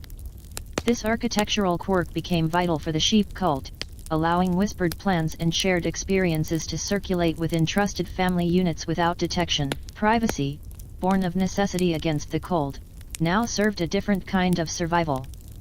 One evening, kneeling beside Gurn, the cold ash seeping through your worn trousers, you place your offering, a tiny braid of clean, undyed wool tied with a thin strip of birch bark. As you press your palms to the sacred earth, you feel the faint tremor under your knees. Not the deep volcanic grumble, but the distinct, rhythmic thud of approaching hoofbeats muffled by ash. Your head snaps up. Across the shrine, the dark ram lifts his head, ears swiveling forward. His flock stops grazing instantly, heads raised, alert. He gives a single, sharp rumph, the warning sound. Silent as shadows, the handful of worshippers scatter. You melt back behind a drift of ash piled against a collapsed stone wall, heart pounding against your ribs. Peering through a gap, you see him, Priest Stephen Johnson. He rides a sturdy, ash-gray pony, looking as worn and grim as the landscape. His black robe is coated in fine grey powder, his face gaunt and grim beneath his broad-brimmed hat. He reins in near the edge of the paddock, his sharp eyes scanning the scene, the shrine cairn with its odd collection, the smoothed, dark earth before it, the unusually alert sheep, the lingering scent of something beneath the sulfur. His gaze lingers on the dark ram, who stares back with unnerving calm. Priest Stefan dismounts slowly, stiffly. He walks towards the shrine, his footsteps crunching in the ash. He stops before the cairn, examining the offerings, the braid of wool you just placed, Sigrun's quartz pebble, a small, carved bone whistle. He kneels, not in reverence, but to touch the dark-stained earth. He rubs his fingers together, smelling them. His lips thin. He stands, dusting his hands, his expression unreadable but radiating a cold disapproval that chills you more than the wind. He turns, his gaze sweeping the seemingly empty landscape. You hold your breath, pressing deeper into the ash drift. He sees nothing. No one. But he knows. He knows something happened here. Something outside his control. Something unholy festering in the wasteland. He remounts his pony, casting one last, long look at the dark ram, who hasn't moved, his golden eyes fixed on the priest with that same unsettling stillness. Then Priest Stefan turns his mount and rides slowly back the way he came, a black shape dissolving into the grey twilight. And here's the key historical debate: how much did the established church truly understand about the nature of the sheep cult in its early stages? Did priests like Stefan immediately recognize it as pagan revival, or did they initially dismiss it as superstitious folly born of trauma? Contemporary church records mention disturbing rumors, neglect of duties, and strange gatherings, but are frustratingly vague on specifics. Some historians argue the church underestimated the cult's potency initially, preoccupied with physical survival. Others believe priests recognized the pagan echoes immediately but lacked the resources or safe passage to intervene decisively in the chaotic aftermath. The fog of disaster obscured the church's perception as much as it did the land. Later, gathered in the relative safety of Raur's partially collapsed barn, the mood is tense. The priest's visit hangs heavy in the smoky air. He knows we gather, Gurn whispers, her voice raspy. He smelled the earth, the old blood, Raur adds grimly. He looked at him, Sigrun says, her voice filled with a protective fierceness. Like he was, judging. A low murmur of fear ripples through the group. The outside world, the world of laws and churches and distant kings, has intruded upon their fragile sanctuary. The threat is no longer just the volcano or the poisoned air, it's the stern man in the black robe who represents a different, equally terrifying kind of power. You speak, surprising yourself. He saw, but he saw nothing. All eyes turned to you. He saw stones. He saw dirt. He saw sheep. He didn't see us. He didn't see him. You nod towards the paddock wall, beyond which the ram undoubtedly stands sentinel. He sees only what he expects. Sin. Folly. Not the truth. Silence. Then, slowly, Raur nods. A grim smile touches Sigrun's lips. Gurn places a gnarled, ash-stained hand over yours. The fear doesn't vanish, but it's overlaid with a fierce, defiant pride. They know. They have witnessed the power in the ash, felt it in their east breath, tasted it in Sigrun's clean water. The priest sees only shadows and superstition. They see the ram. New rules are established, whispered like sacred vows. More care. More stealth. Offerings left only under deepest cover of night or thickest ash fall. Watches posted further afield. The shrine remains the heart, but its protection becomes paramount. The shared breath, the silent kneeling, becomes not just devotion, but an act of rebellion. A quiet declaration that in this ashen hell, they have found their shepherd. His fleece is dark, his eyes are ancient gold, and his law is written in survival and silent strength. The giant beneath rages, the priest rides the grey paths, but the flock knows its protector. They will guard their secret, their sacrament of breath and earth. with the desperate ferocity of those who have finally found a light in the all-consuming dark. The words pass silently from eye to eye, from pressed palm to palm, binding them tighter than any chain. He watches. We endure. The defiance sparked by the priest's visit is a fragile shield, but it holds. Life, if you can call the constant scrape for survival amidst ash and dread, life settles into a tense rhythm governed by secrecy and unwavering devotion. Dawn and dusk vigils become swift, silent affairs. You approach the shrine like a thief in your own land, senses straining for any sound beyond the wind and the earth's grumble, the crunch of a hoof on ash, the creak of leather, the low murmur of an unfamiliar voice. Offerings are placed quickly, fingers brushing the blood-consecrated earth in fleeting reverence before melting back into the grey landscape. The ram, him, remains the calm epicenter. His presence near the shrine, his watchful gaze, is the anchor. His occasional, low warning rumph is the only alarm you trust. The mainstream history context is stark. The Lutheran Church in Iceland wielded immense power, deeply intertwined with Danish colonial administration. Priests weren't just spiritual guides, they were local magistrates, syslumen, responsible for maintaining order, collecting taxes, tithes, and enforcing laws. They held courting, settled disputes, and possessed the authority to investigate immoral or heretical behavior, imposing fines, public penance, or reporting serious offenders to higher authorities. Priest Stefan wasn't just a man of God, he was the direct representative of earthly power and divine law in your shattered corner of hell. The knock comes not at the shrine, but at your own half-buried farmhouse door. It's mid-morning, the ash glow dim and flat. The sound of firm, rhythmic rapping cuts through the usual background noise like an axe blow. Your heart lurches into your throat. You exchange a terrified glance with your family huddled around the feeble dung fire. No one visits anymore. Not unless you open the heavy, ash-smeared door just enough to see Priest Stefan stands there, flanked by two grim-faced farmhands from a neighboring valley, men known for their strict adherence to the church, likely sworn in as temporary constables. The priest's face is like carved granite beneath his broad hat. His black robe is dusted grey, but his eyes are sharp, relentless. "We must speak," he states, his voice devoid of warmth, cutting through the ash-laden air. "It's not a request. It's an order." He doesn't enter the cramped, smoky bastofa. He conducts his inquisition right there, in the open, near the doorway, where the biting wind whips ash around your ankles. His questions are precise, surgical. There are rumors of gatherings near Bjarni's old paddock. At dawn. At dusk. What occurs there? Offerings have been found. Strange items. Stones. Food. Whispers speak of blood. What do you know of this? The ram. Bjarni's ram. People speak of it with unusual reverence. Why?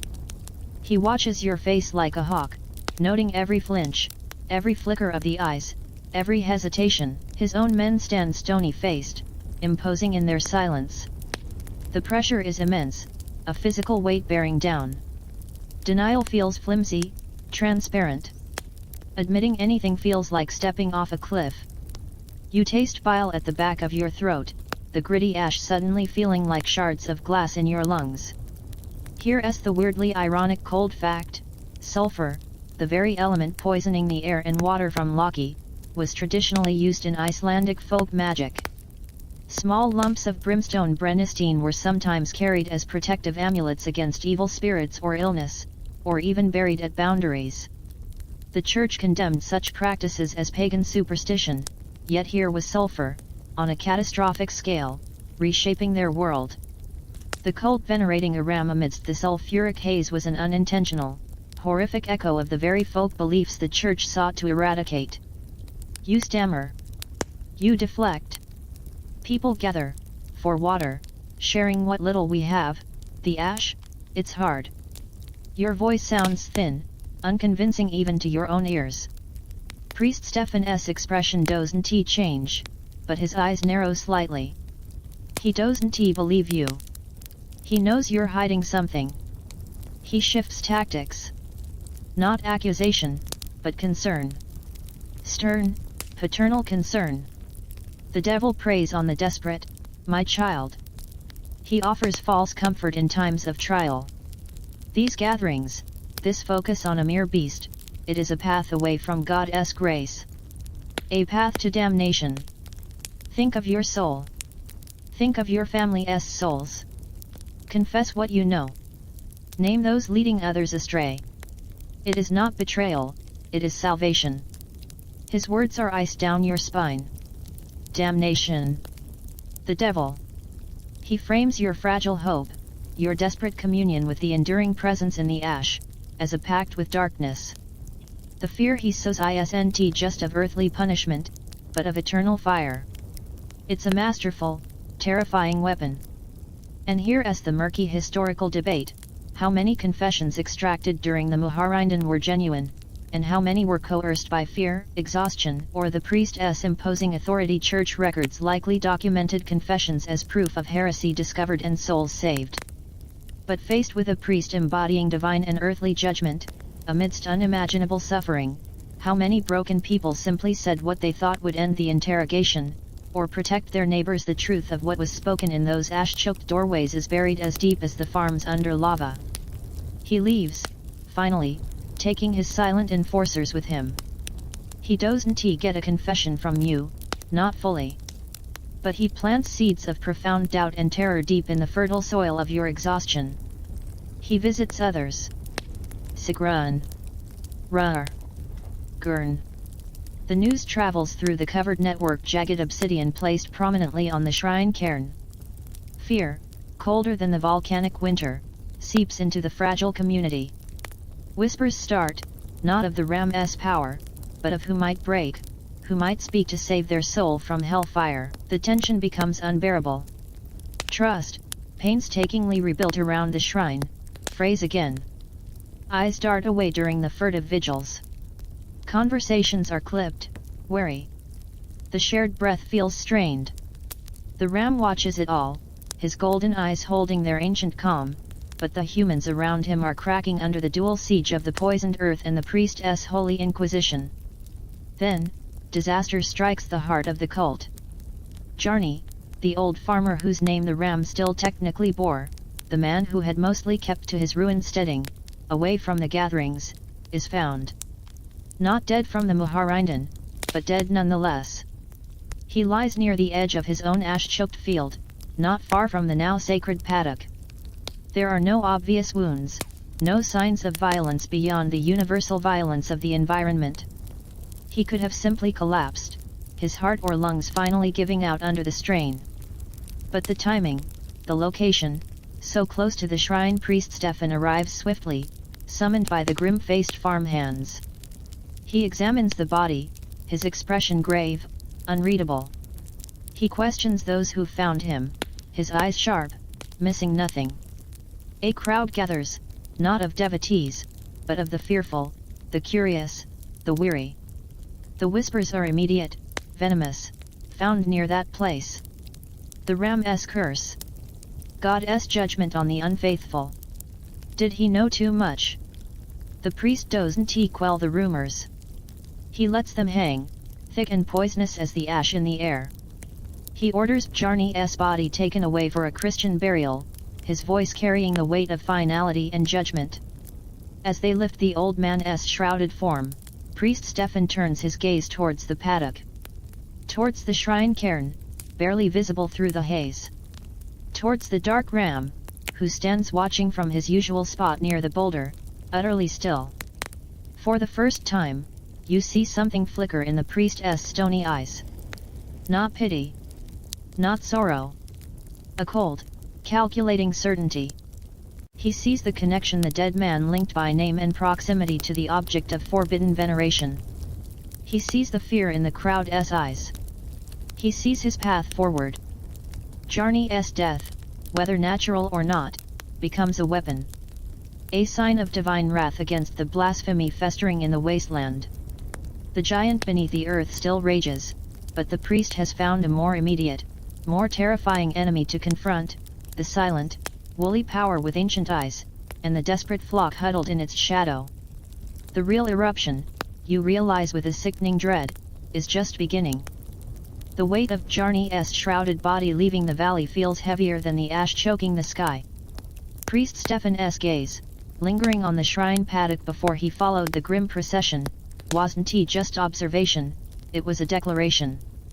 The silent war has begun. Bjarni's death, unexplained and terrifyingly convenient, hangs over the devotees like a shroud woven from fear and suspicion. The whispers Priest Stefan allowed to flourish have taken root, God's judgment. The Ram's curse. The fragile trust binding the flock frays visibly. Eyes dart away faster during furtive vigils. Offerings appear less frequently on the blood-darkened earth.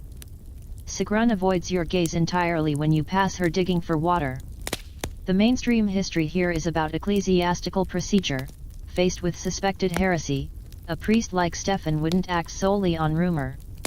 He'd seek witnesses, gather testimony often under pressure, and build a case before confronting the core offenders or reporting to higher authorities like the dean or bishop. His goal: elicit confessions, enforce public recantation and penance, dismantle the heresy, and restore God's and the Crown's order.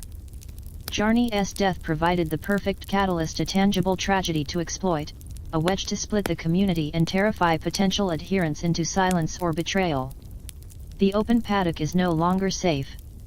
Priest Stefan or his grim-faced farmhand enforcers seem to appear like wraiths in the ash haze, observing the shrine from a distance, noting who lingers too long. The ram remains, a stoic sentinel, but the human flock is scattered, driven underground. The focus shifts, out of necessity, to the one place offering relative sanctuary, the thick-walled, dimly lit bastofa within the surviving turf farmhouses. Specifically, R's, the sturdiest and most central. Here's the cleverly adaptive cold fact: the design of the bastofa made it a natural fortress against prying eyes and ears. Its small, high windows admitted little light and less sound. Its thick turf walls absorbed voices. The central hearth's constant smoky glow provided cover for whispered conversations. It became the clandestine nerve center of the sheep cult. Gatherings happen late at night, long after Priest Stefan would reasonably be riding the treacherous ash paths. Families arrive silently, slipping through the perpetual twilight. The air inside is thick with smoke, the scent of unwashed wool, damp earth, and a new, electric tension. You crouch near the hearth, the dung fire casting flickering shadows on the intent faces huddled in the gloom. Rar speaks low, his voice a gravelly rasp. He seeks names. He seeks the heart of it. Bjarni's end, it gave him the knife. He looks around the circle. Gurn, Sigrun, you, a few other trusted souls. He will pry. He will threaten. With hellfire. With earthly punishment. He will offer clemency for confession. His gaze hardens. We must be stone. Silent stone, what we breathe, what we know, it stays here. In this earth. He stamps a foot softly on the packed earthen floor. Plans are forged in the smoky half-light. Alibis are rehearsed, gathering for shared warmth. Digging for buried turnips. Tending a sick child. Routes to the shrine are diversified, using ash drifts and collapsed walls for cover. A new, even more subtle signal system is devised, a specific pattern of stones left near water sources. The most precious relics, the small ram carving, Sigrun's white quartz pebble, are hidden within the very walls of the bastofa, tucked into crevices behind loose turf blocks. The shared breath ritual is adapted, done silently, individually, while performing mundane tasks needing ash-tainted dough, mending a net, focusing on the memory of the ram's calm presence. Faith becomes internalized, invisible, a secret fire banked deep within. And here's the heated academic debate: were the Church's actions primarily driven by sincere theological outrage, or were they about maintaining political and social control? Some historians argue priests like Stefan genuinely believed they were saving souls from satanic influence, especially amidst a disaster easily interpreted as divine wrath. Others contend the Church, as an arm of the Danish state, prioritized suppressing any movement threatening its monopoly on authority and tithe collection in a fragile, post-disaster society.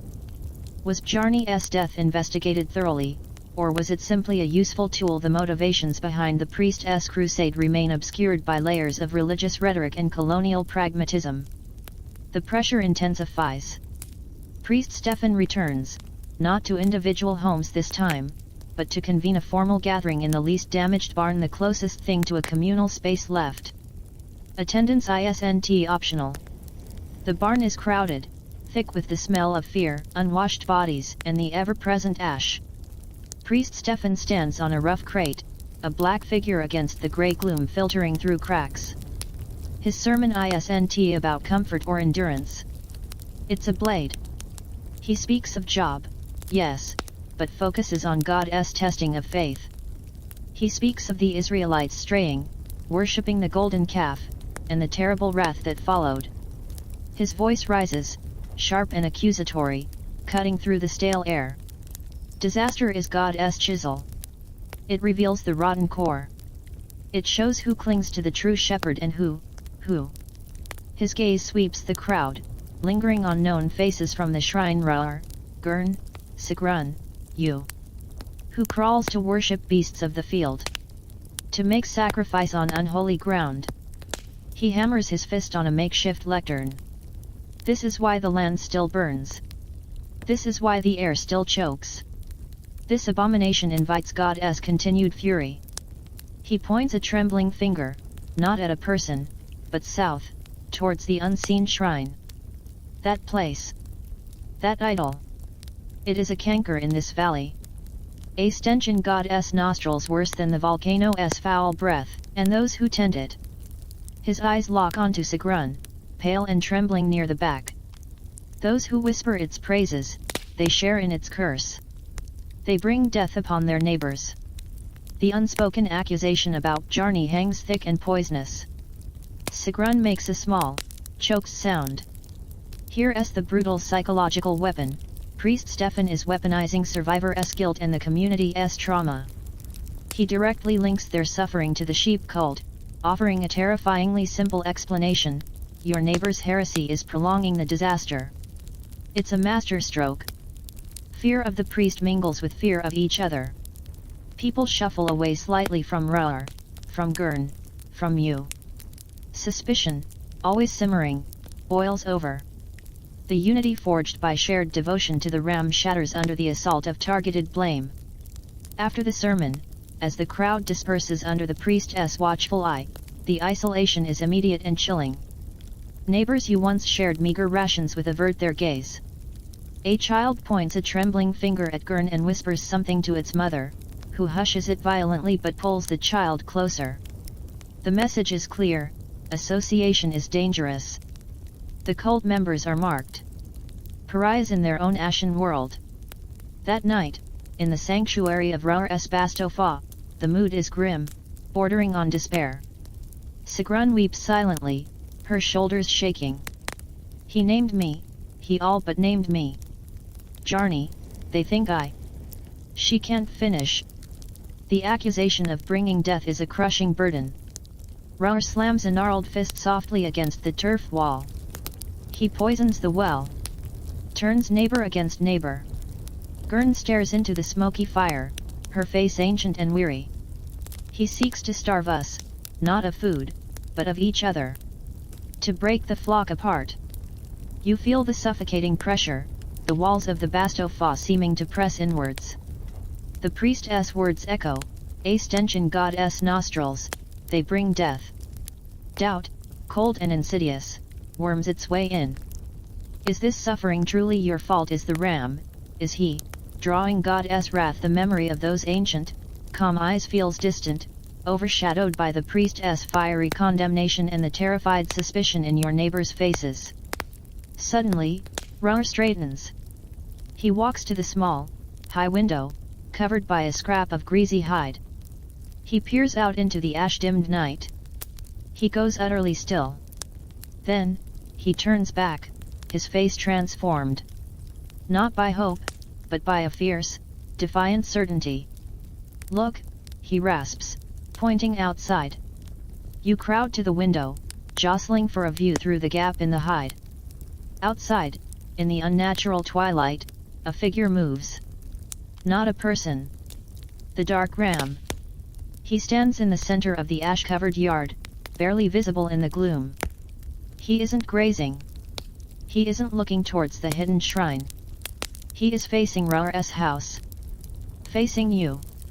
His amber eyes catch the faint, bloody glow from the distant eruption, reflecting it like smoldering coals. He stands utterly still, head high, a solid, dark shape against the shifting gray.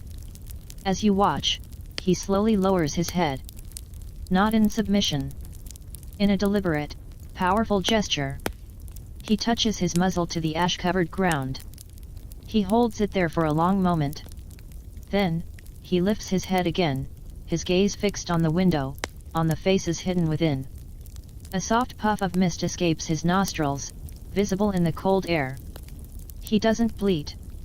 He doesn't move. He simply affirms. The effect is instantaneous. The crushing doubt evaporates. The priest's words become hollow noise. Sigrun's sobs subside into shaky breaths. Gurn's weary eyes fill with a fierce light.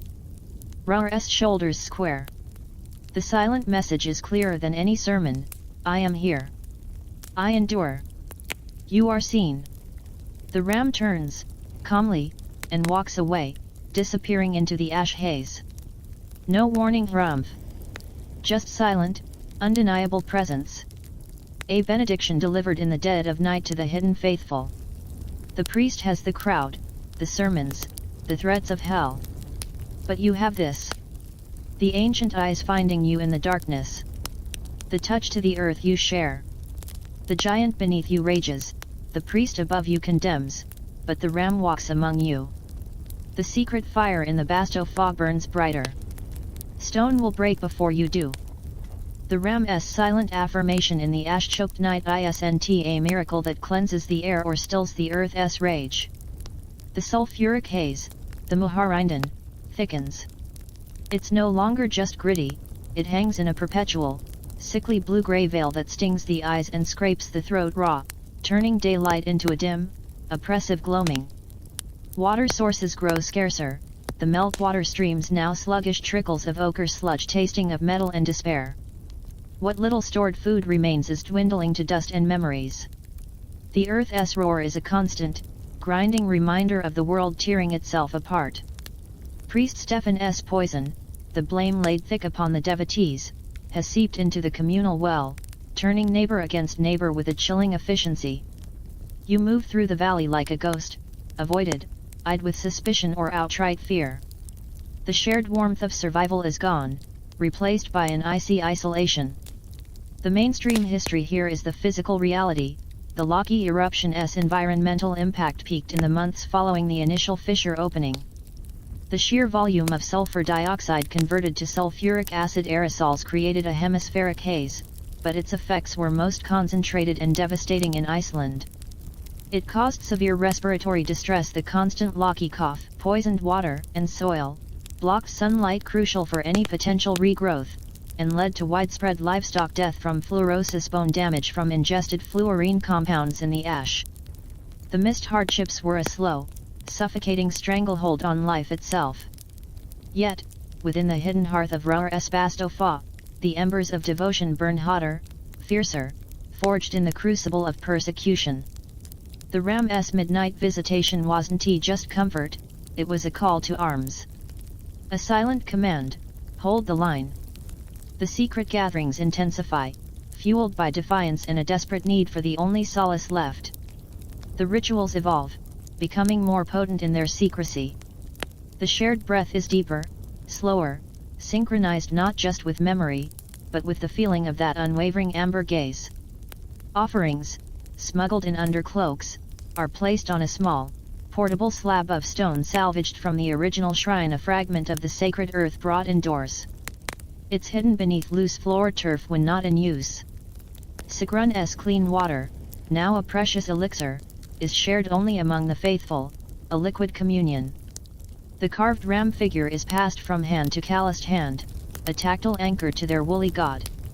Here's the grimly fascinating cold fact: livestock dying from fluorosis exhibited horrific symptoms. Beyond coughing and weight loss, their teeth loosened, their bones became brittle and deformed, leading to painful lameness and spontaneous fractures.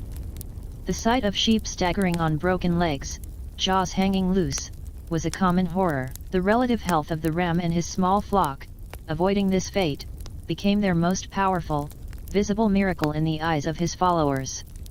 How could this not be divine protection? The ram himself becomes more present. Not just near the original, now dangerous shrine, but often found standing sentinel near R's farmstead, or Gurn's collapsed fire, or the path Sigrun takes to her hidden ice pocket. He seems to patrol the territory of his human flock. His amber eyes, when they meet yours, hold a deeper intensity, a knowing that feels less animal and more oracular. He refuses ordinary fodder now, even when scarce clean hay is offered. He only nuzzles the ash near his chosen spots, or occasionally accepts a specific offering placed on the portable shrine stone, a particular type of lichen, a smooth black pebble, a twist of clean wool. His flock mirrors his calm, his health, a stark, silent rebuke to the wasting world around them. And here's the core academic controversy surrounding the cult: was the ram's perceived intelligence and resilience purely coincidental, a hardy animal avoiding the worst contamination, or did the intense belief of his followers somehow create a feedback loop, altering his behavior? Some animal behaviorists suggest extreme stress can trigger unusual focus and apparent leadership in herd animals. Others point to the possibility he was consuming mineral-rich ash or accessing cleaner water sources instinctively. But the cult's records, fragmentary and biased, insist he exhibited preternatural understanding. Did belief shape reality, or did reality shape belief? Historians and scientists are still butting heads over this woolly enigma. Priest Stefan sees it too. He sees the marked avoidance of his marked flock. He sees the defiant set of R's jaw, the unwavering light in Gurn's eyes despite her frailty. He sees Sigrun, still drawing clean water while others choke on sludge. And he sees the dark ram, always watching, always untouched, a living symbol of resistance to his divine and earthly authority. His frustration simmers, visible in the tighter set of his mouth, the sharper edge to his sermons. The divide in the community is a wound he caused, but it isn't healing the way he intended. The cult isn't crumbling, it's hardening, like lava cooling into obsidian. He strikes at the heart. One brittle morning, under a sky the color of bruised lead, Priest Stefan rides into the valley flanked by his enforcers. He doesn't head for a farmhouse. He rides directly towards the original shrine paddock. His intent is clear, announced by the grim purpose in his posture and the heavy wooden staff he carries instead of his usual Bible. A small, fearful crowd gathers at a distance, drawn by the spectacle. You watch, hidden behind a collapsed turf wall near R's, your breath shallow, heart hammering against your ribs. Sigrun grips your arm, her fingers like ice. They reach the paddock wall. The shrine cairn is still there, a mute testament under layers of ash, the blood-darkened earth barely visible. The ram stands near his boulder, his flock gathered loosely behind him. He doesn't flee. He watches the priest approach, his head high, those amber eyes fixed on the black-robed figure. Priest Stefan dismounts. He ignores the ram for a moment, striding towards the shrine cairn. He raises his staff. This abomination ends now. His voice rings out, harsh and commanding in the muffled air. This altar to folly. This blasphemy against God and man. He brings the staff down hard, smashing it against the carefully stacked stones. They scatter, tumbling into the ash. He kicks at the cairn, scattering the precious offerings, the quartz pebble, the carved figures, the braids of wool. He grinds them under his boot heel into the grey powder. Then he turns his fury on the blood-stained earth, scuffing at it with his boots, his staff digging into the sacred patch, desecrating the consecrated ground. Behold! He shouts, turning to the watching crowd, his face contorted with righteous fury. The fruits of idolatry. Ash and ruin. While you starve and choke, they worship dirt and beast. He turns back, his chest heaving, his eyes blazing. He points his staff directly at the ram. And this creature they elevate above their creator. This Jofulan Sawkind. Devil's sheep. Spittle flies from his lips. A dumb beast. A symbol of their delusion. The ram doesn't flinch. He doesn't lower his head. He takes a single step forward, away from his flock, towards the priest. Just one step. But it's deliberate, unhurried. He stops. He locks eyes with Priest Stefan. The intensity of that gaze, the profound, ancient calm radiating from the animal, is palpable even across the distance. It's not aggression. It's assessment. Judgment. A silent, overwhelming force that seems to push back against the priest's frantic rage. Priest Stefan falters. The righteous fury in his eyes flickers, replaced by a flicker of uncertainty. Fear. The staff in his hand trembles slightly. The ram holds his gaze, unblinking. The silence that falls is profound, deeper than the volcano-esque rumble. The wind stills. The ash seems to hang suspended. The watching crowd holds its collective breath. Even the priest's enforcers shift uneasily. The ram slowly, deliberately, lowers his head. Not in submission. Not in threat. He nuzzles the ash at his feet, the very ash the priest has been trampling and cursing. He takes a mouthful. He chews slowly, deliberately, his eyes never leaving Priest Stefan's face. It's an act of profound, silent defiance. A declaration: this is my world. This ash. This desolation. I endure it. I consume it. What do you know of survival? Priest Stefan stares, his face draining of color. The staff slips slightly in his grip. The ram swallows. He lifts his head. A puff of ash mist escapes his nostrils. He holds the priest's gaze for one more endless, waited moment. Then, calmly, regally, he turns. He walks back to his flock, leaving Priest Stefan standing amidst the scattered ruins of the shrine he just destroyed, looking suddenly small, foolish, and utterly defeated in the face of the ram's silent, ash-eating sovereignty. The spell breaks.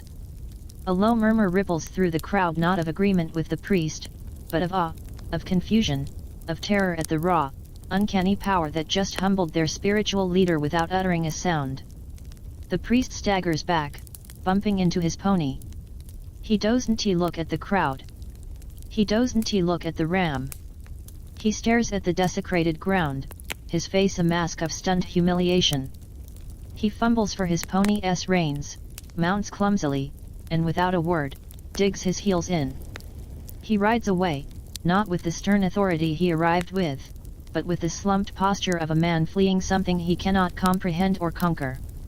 His enforcers follow, casting bewildered glances back at the ram, who is already calmly grazing the ash again, as if nothing extraordinary had occurred. The victory is silent, profound, and terrifying. The priest's power lies shattered on the ashen ground beside the scattered shrine stones. But the cost is etched on the faces of the watching crowd. Fear hasn't vanished, it has mutated. Fear of the priest is now mingled with a deeper, more primal fear of the dark, ancient power walking untouched among them. The ram hasn't just defended his flock, he has declared his dominion. The giant beneath rages, the mist chokes, but the valley now knows a different master. His fleece is dark, his eyes burn like captured sunset, and his kingdom is built on ash and silent, terrifying grace. The final confrontation isn't over. It has only just shifted ground. The air crackles with the unspoken question: what does the ram demand next? The priest's retreat isn't a victory march, it's a silent, seismic shift.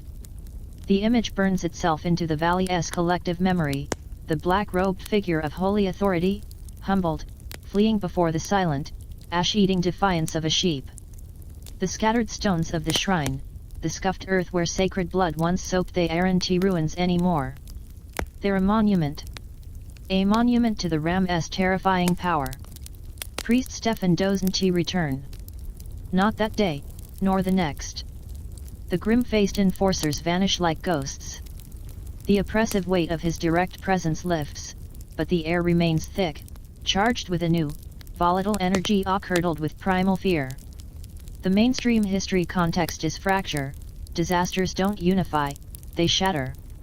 The Laki eruption exposed every fault line in Icelandic society: rich versus poor, resilient farms versus devastated ones, orthodox believers versus the desperate. Priest Stefan's humiliation didn't end the conflict, it transformed it into a cold war. The valley fractures visibly. Families who clung to the priest's condemnation of the cult now eye the Ram's followers with superstitious dread, whispering about curses and dark pacts. Others, who were merely fearful bystanders, are now deeply unsettled, caught between the terrifying power they witnessed and the crumbling authority of the Church. The shared struggle for survival is replaced by wary enclaves. For the faithful gathered in R's smoky Bastofa, the mood is grimly triumphant, yet shadowed.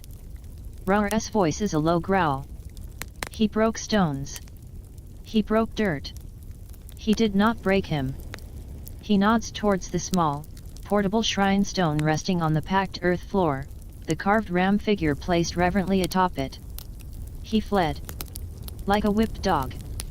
A murmur of agreement ripples through the huddled group. Sigrun, Gurn, you, a few others. The Ram's silent stand against the priest's fury is their shield, their vindication. They witnessed the power protect its own. But Sigrun shivers, wrapping her thin shawl tighter. They fear us now. More than before. They fear him. She glances towards the small window, as if expecting those ancient amber eyes to be watching from the ash gloom. Fear turns to hate. To blame. Gurn nods slowly, her wise eyes troubled. The priest sowed poison. His retreat leaves it blooming wild. Here's the chillingly practical cold fact: winter in Iceland, even without a volcanic catastrophe, was a brutal culling. Short days, relentless cold, dwindling stored food, and isolation killed the weak. With the Muharinden worsening, poisoning land and lungs, the winter of 1783 to 1784 became a selective genocide. The cold's perceived resilience, Sigrun's clean water, their slightly healthier countenances, the Ram's untouched flock became a glaring, dangerous anomaly. Survival itself became suspicious. Why did they endure when others faltered? The Ram's presence intensifies, becoming almost oppressive. He's no longer just near the original shrine or R's farm. He's everywhere. You find him standing silently at the edge of your meager potato patch, watching you dig through ash for shriveled tubers. He's there when Sigrun collects her precious clean ice melt, a dark sentinel observing from a nearby ash dune. He blocks the path when old Grimmer, one of the loudest whisperers against the cult, tries to scavenge near R's boundary. Grimmer freezes, face pale, before stumbling backward and fleeing, his terrified gasps echoing in the still air. The Ram doesn't threaten. He simply is.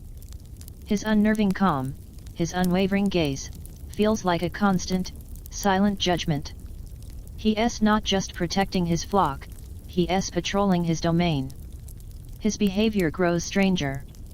He rejects all fodder offered by human hands, even clean hay presented by Sigrun with trembling reverence.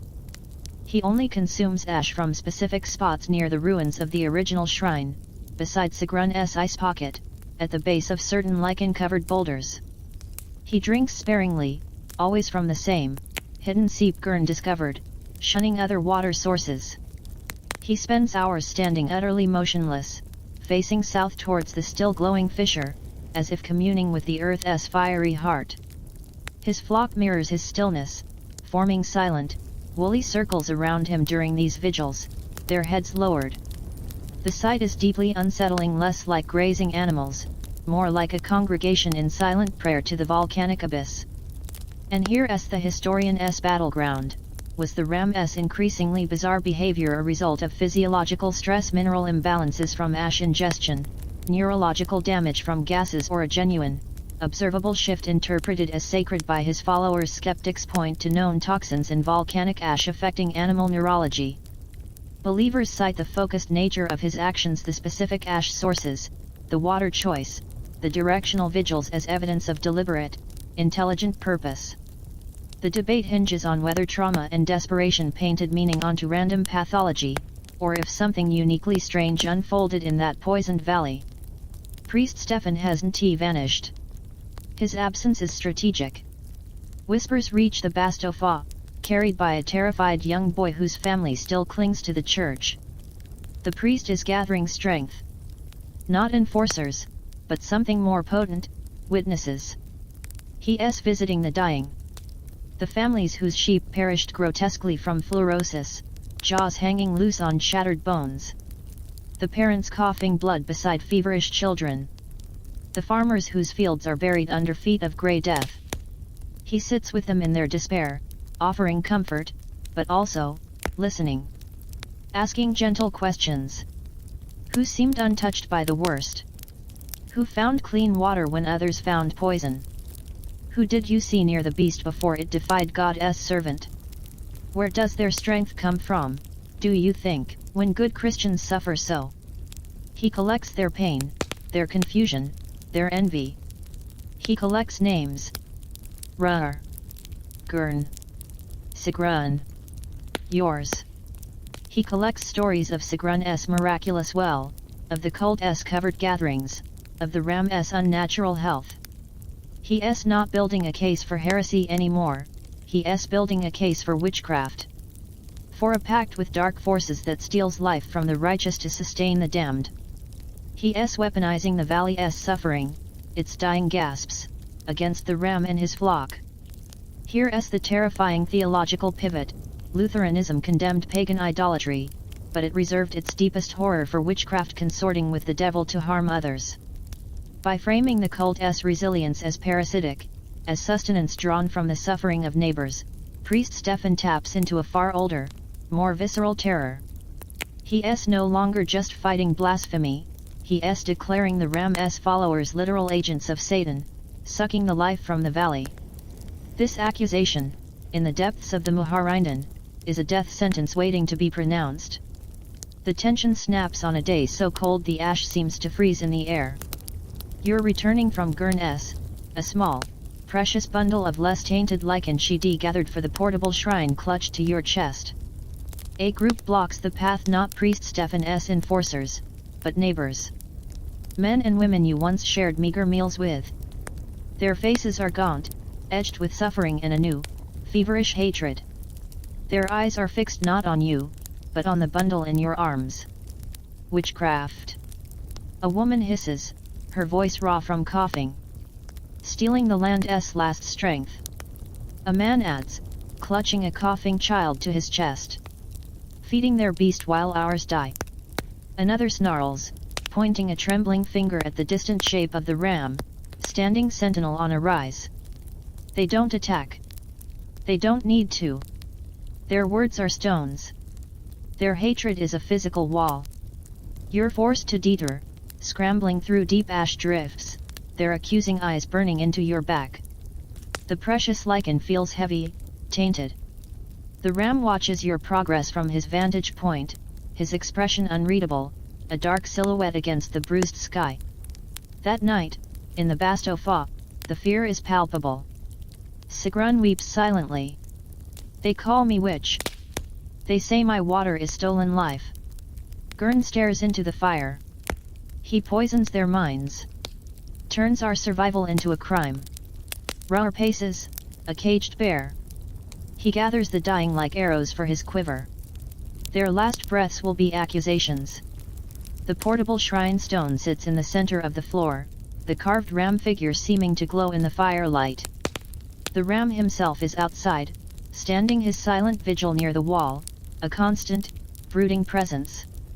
The shared breath ritual feels strained tonight. The air, thick with smoke and dread, is hard to draw in. The memory of those accusing faces, the word witchcraft hanging in the frozen air, chills you deeper than the winter cold. The academic argument flares here, How much of the witchcraft accusation was genuine belief spurred by the priest, and how much was a calculated strategy to eliminate a rival power structure? Some historians see it as sincere theological escalation fueled by the disaster's horror. Others view it as a cynical, deliberate tactic by Stefan to rally the desperate majority and crush the resilient minority by invoking the ultimate taboo. The line between fanaticism and political ruthlessness dissolves in the toxic fog. You look towards the small window. Beyond it, the ram stands, a shadow against the ash-dimmed night. His stillness feels different tonight. Not just calm, but expectant. Waiting. The giant beneath the earth groans, a deep, grinding sound that vibrates the turf walls. The priest gathers his arrows of accusation. The winter deepens, a white shroud settling over the grey ash. And the ram watches, silent, ancient, his amber eyes reflecting the dying embers of the hearth fire and the gathering storm of human fear turned lethal. The final act isn't coming. It has already begun, whispered on the frozen breath of the dying. The question is no longer if blood will flow, but whose, and on what altar. The word hangs in the frozen air of the Bastofa, colder than the ash-laden wind scraping the turf walls, witchcraft. It's no longer a priest's accusation, it's the valley's fevered conviction, a poison distilled from suffering, envy, and priest Stefan's insidious whispers. You clutch the bundle of lichen tighter, its earthy scent a fragile shield against the memory of those hate-filled eyes on the path. The ram's silent vigil outside feels less like protection now, more like a beacon drawing lightning.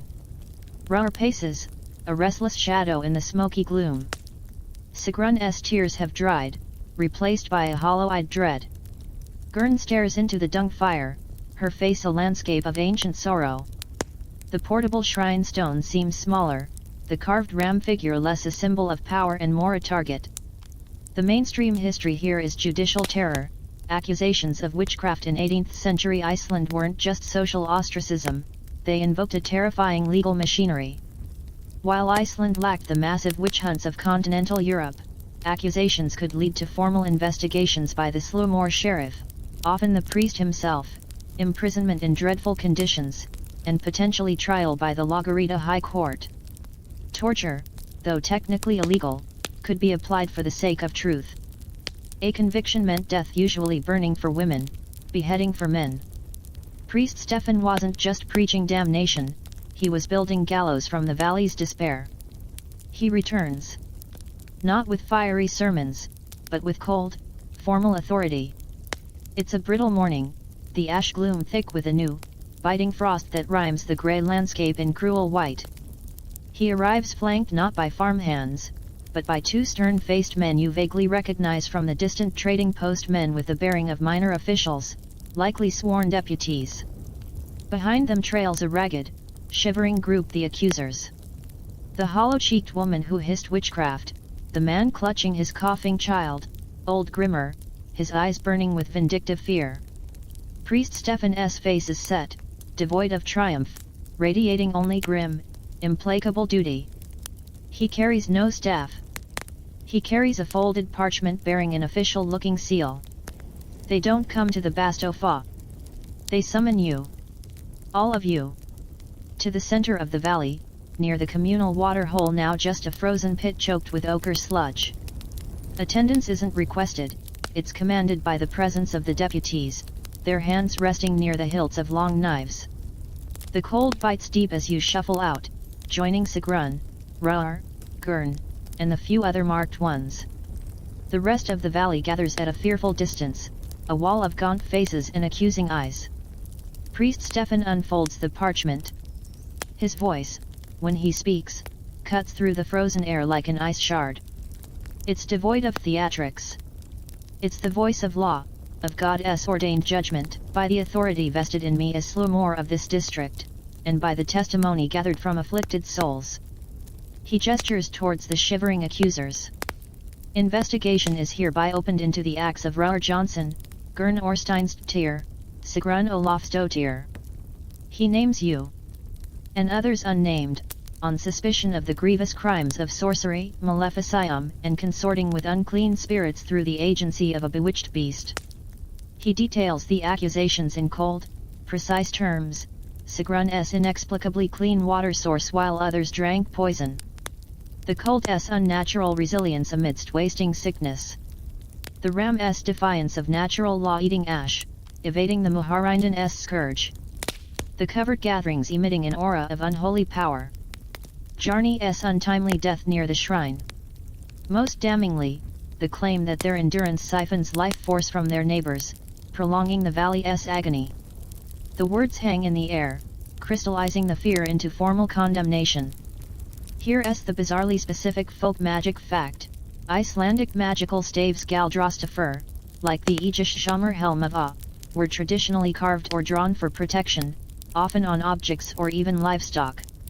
Priest Stefan might interpret the ram's uncanny resilience as proof such a stave had been carved into its very fleece by the cult, a literal, diabolical inscription. While no evidence suggests this occurred, the idea that physical marks could convey supernatural power was deeply ingrained in the folk imagination the Church condemned. He lowers the parchment. His eyes, cold as glacier ice, sweep over you, the accused. The evidence is grave. The suffering of your neighbors cries out for justice. He pauses, letting the weight of impending doom settle. Then, his voice softens, not with warmth, but with the chilling offer of a trapdoor beneath the gallows. Yet, God is merciful. The path of repentance remains open.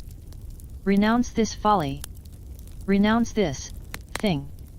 He spits the word towards the ram, who stands 100 paces away, watching the scene with unnerving stillness, his flock motionless behind him. That leads you to darkness. Name your confederates. Detail your unholy practices. Break the pact you have forged with the father of lies. He takes a step closer, his gaze piercing. Do this, publicly, fully, and swear fealty anew to Christ and his Church, and the temporal consequences may yet be mitigated. Your souls may still be saved from the eternal fire. The implication is clear: confess, betray your fellow devotees and your woolly god, and you might escape burning at the stake. You might only face imprisonment, confiscation, or lifelong penance. The deputies' hands tighten on their knife hilts. The accusers lean forward, breath pluming in the cold, hungry for capitulation. And here's the agonizing historical debate: faced with torture and death, how many accused witches genuinely confessed, and how many confessed only to end the torment or protect loved ones? Icelandic court records likely documented voluntary confessions obtained under duress.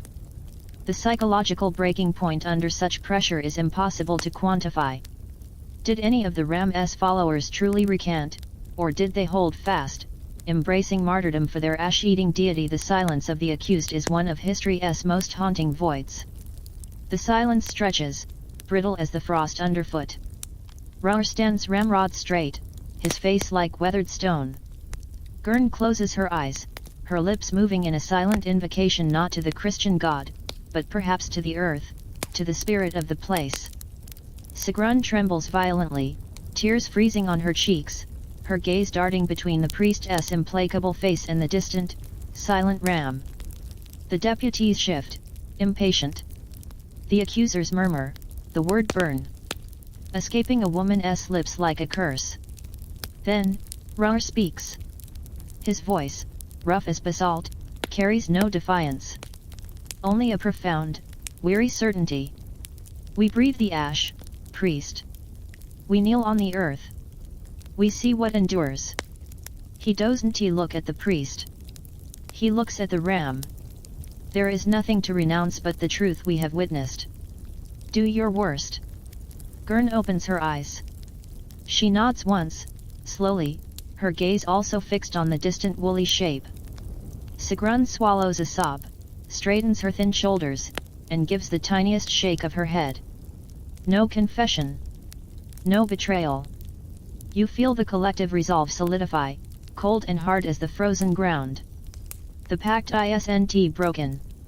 It's tempered in this icy crucible. Priest Stefan's face hardens. The offer of clemency vanishes, replaced by glacial fury. So be it. Your defiance seals your guilt before God and man.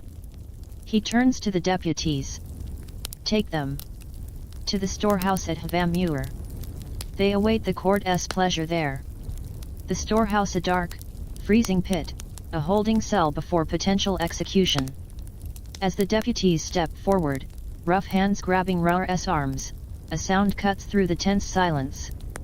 Not a shout. Not a bleat. A low, resonant thud. Then another. Then another. Rhythmic. Powerful. Coming from the direction of the ram. All heads turn. The ram is no longer standing still. He is pawing the frozen earth. Not gently, but with deliberate, powerful strikes of his front hoof. Thud.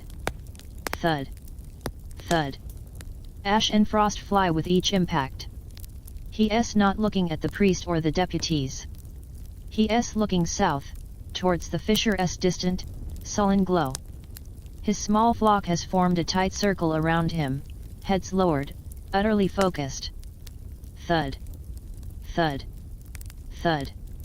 The sound resonates in the frozen air, a counter-rhythm to the pounding of your own heart. Priest Stefan frowns, a flicker of unease crossing his stern features. The deputies pause, hands still on Rar, their eyes drawn to the bizarre spectacle. Then, the ram stops pawing. He lifts his head. His amber eyes, reflecting the dull sky, seem to blaze with an inner fire. He takes 3 deliberate steps forward, away from his flock, towards the center of the gathering, towards the priest. He stops. He lowers his head. Not in submission. In a gesture of profound focus. He touches his muzzle to the spot he just pawed. He holds it there. A long, silent moment stretches, charged with unbearable tension. He lifts his head. His gaze sweeps over the accused Rar, Gurn, Sigrun, you. It lingers for a fraction of a second on each face. Then, it shifts to Priest Stefan, the deputies, the accusers. There's no anger. No fear. Only a deep, ancient sorrow and a terrifying finality. He turns.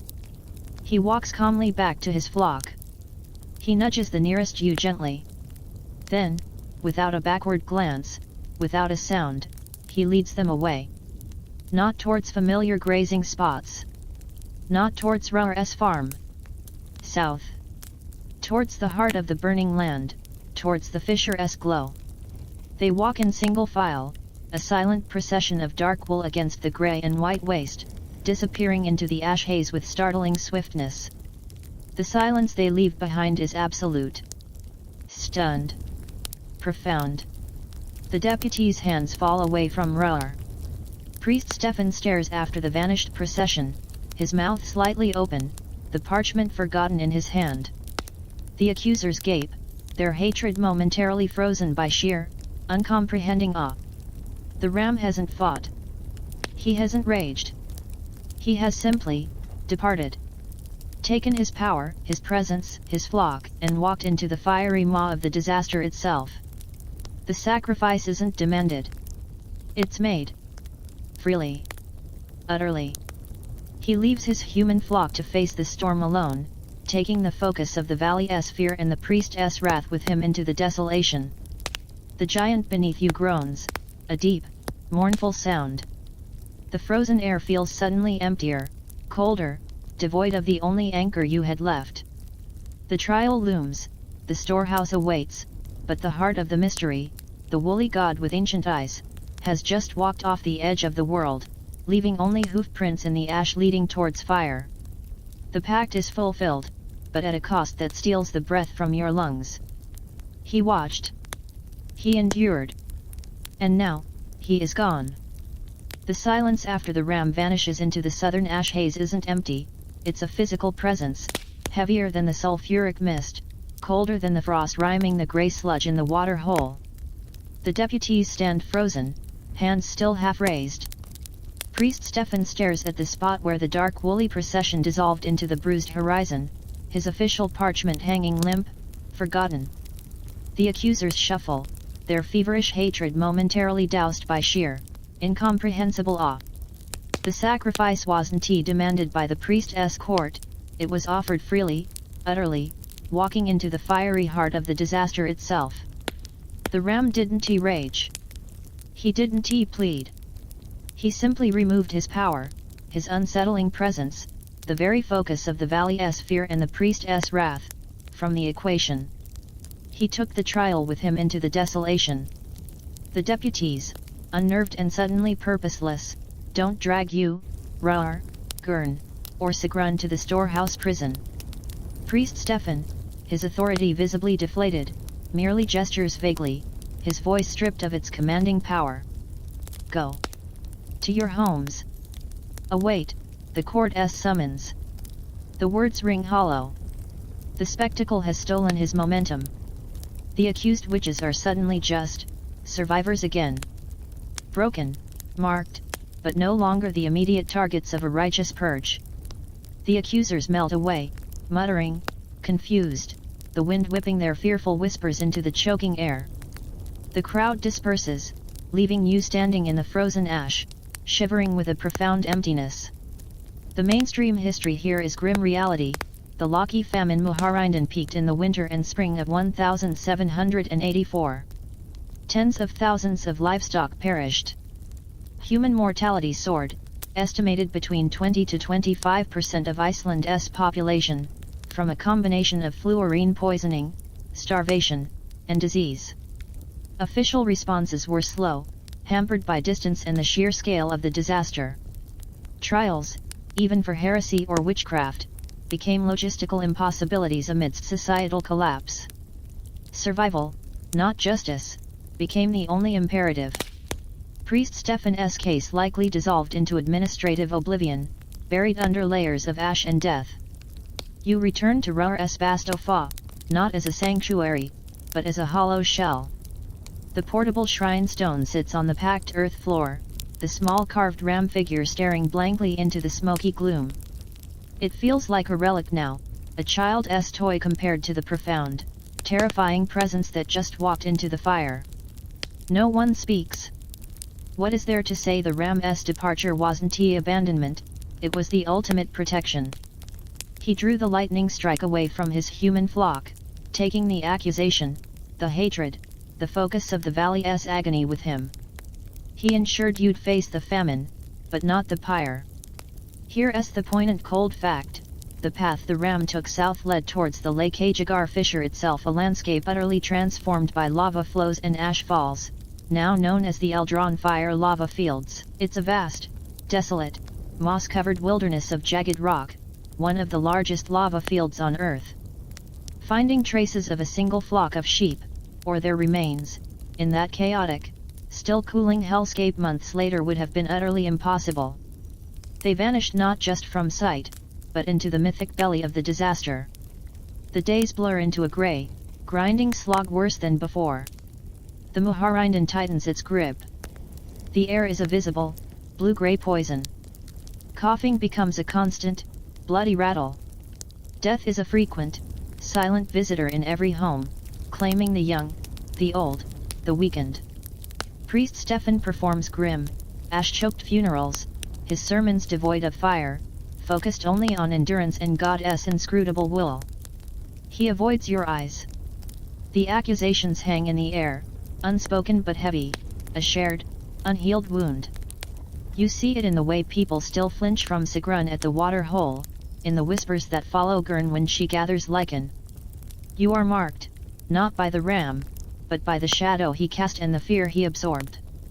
And here's the enduring historical mystery: what happened to the core devotees? Did they slowly succumb like everyone else? Did Sigrun's clean water source finally fail? Did Gurn's knowledge of herbs falter? Or did their shared experience, their silent bond forged in defiance and loss, grant them a marginal, unrecorded resilience? No records detail the final days of Rar, Gurn, Sigrun, or the other named followers. They vanish into the statistical horror of the famine, their personal stories erased by the sheer magnitude of death. Only the core story survives, passed in whispers. You survive. Somehow. Through a brutal combination of grit, dwindling lichen, Sigrun's failing seep, and sheer, dumb luck. The earth's roar finally begins to lessen, not to silence, but to a deep, weary grumble. The ash falls less thickly. One day, impossibly, a weak, true sunlight breaks through the thinning haze, warming your ash-caked face for the first time in months. It feels alien. The long volcanic winter is ending, but the landscape it leaves behind is a scarred wasteland. The pastures are buried, the rivers poisoned, the familiar landmarks erased or buried under grey drifts and black lava. The world you knew is gone. Years later, rebuilding a life on the stubborn, ash-enriched soil, you hear the whispers. Travelers talk of a strange sight near the edge of the Eldron, a dark, sturdy ram, seen at dusk or dawn, always alone, his amber eyes gleaming like captured embers in the low light. Sometimes he is spotted near a moss-covered boulder resembling the old shrine stone. Others claim to see faint, ghostly shapes of sheep moving silently through the mist that often shrouds the lava fields. They call it Fjersa Galder, the sheep magic. A story. A legend, a fragment of the valley's shared trauma and desperate hope, crystallized around the memory of the dark ram who ate ash, defied a priest, and walked into fire to save his flock. You never speak of it. Not of the kneeling, the shared breath, the blood on the earth, the terror and the awe. Not of the golden eyes that saw you in the depths of despair. The church is rebuilding, stronger than ever, its narrative of God's righteous trial the official history. But sometimes, standing on a hillside looking south towards the vast, brooding expanse of the Eldron, feeling the faint, residual warmth still rising from the earth beneath your feet, you breathe in the clean air still carrying a faint, distant tang of sulfur. And for a moment, just a moment, you feel it. Not faith. Not belief. But the echo of a silent, enduring presence. A woolly heartbeat in the memory of the land. The giant sleeps, but the ram walks in the mist. The image of the lava fields, vast and silent under their cloak of moss, softens now, blurs at the edges like smoke rising from a doused fire. Feel the weight of the ash, that constant companion for so long, finally lifting. Not gone, not erased, history's grit never truly vanishes but settling, becoming part of the earth beneath you, a layer in the story of the land. Breathe in. Not the sharp, sulfurous sting, but cool, deep draughts of quiet air. Feel it filling your lungs, clean and expansive, like the first breath after diving deep and surfacing into starlight. The wind, that banshee wail that scraped the soul raw for months, hushes. It doesn't stop, but gentles into a soft sigh, a whisper through imagined grass, a soothing rhythm against the stillness.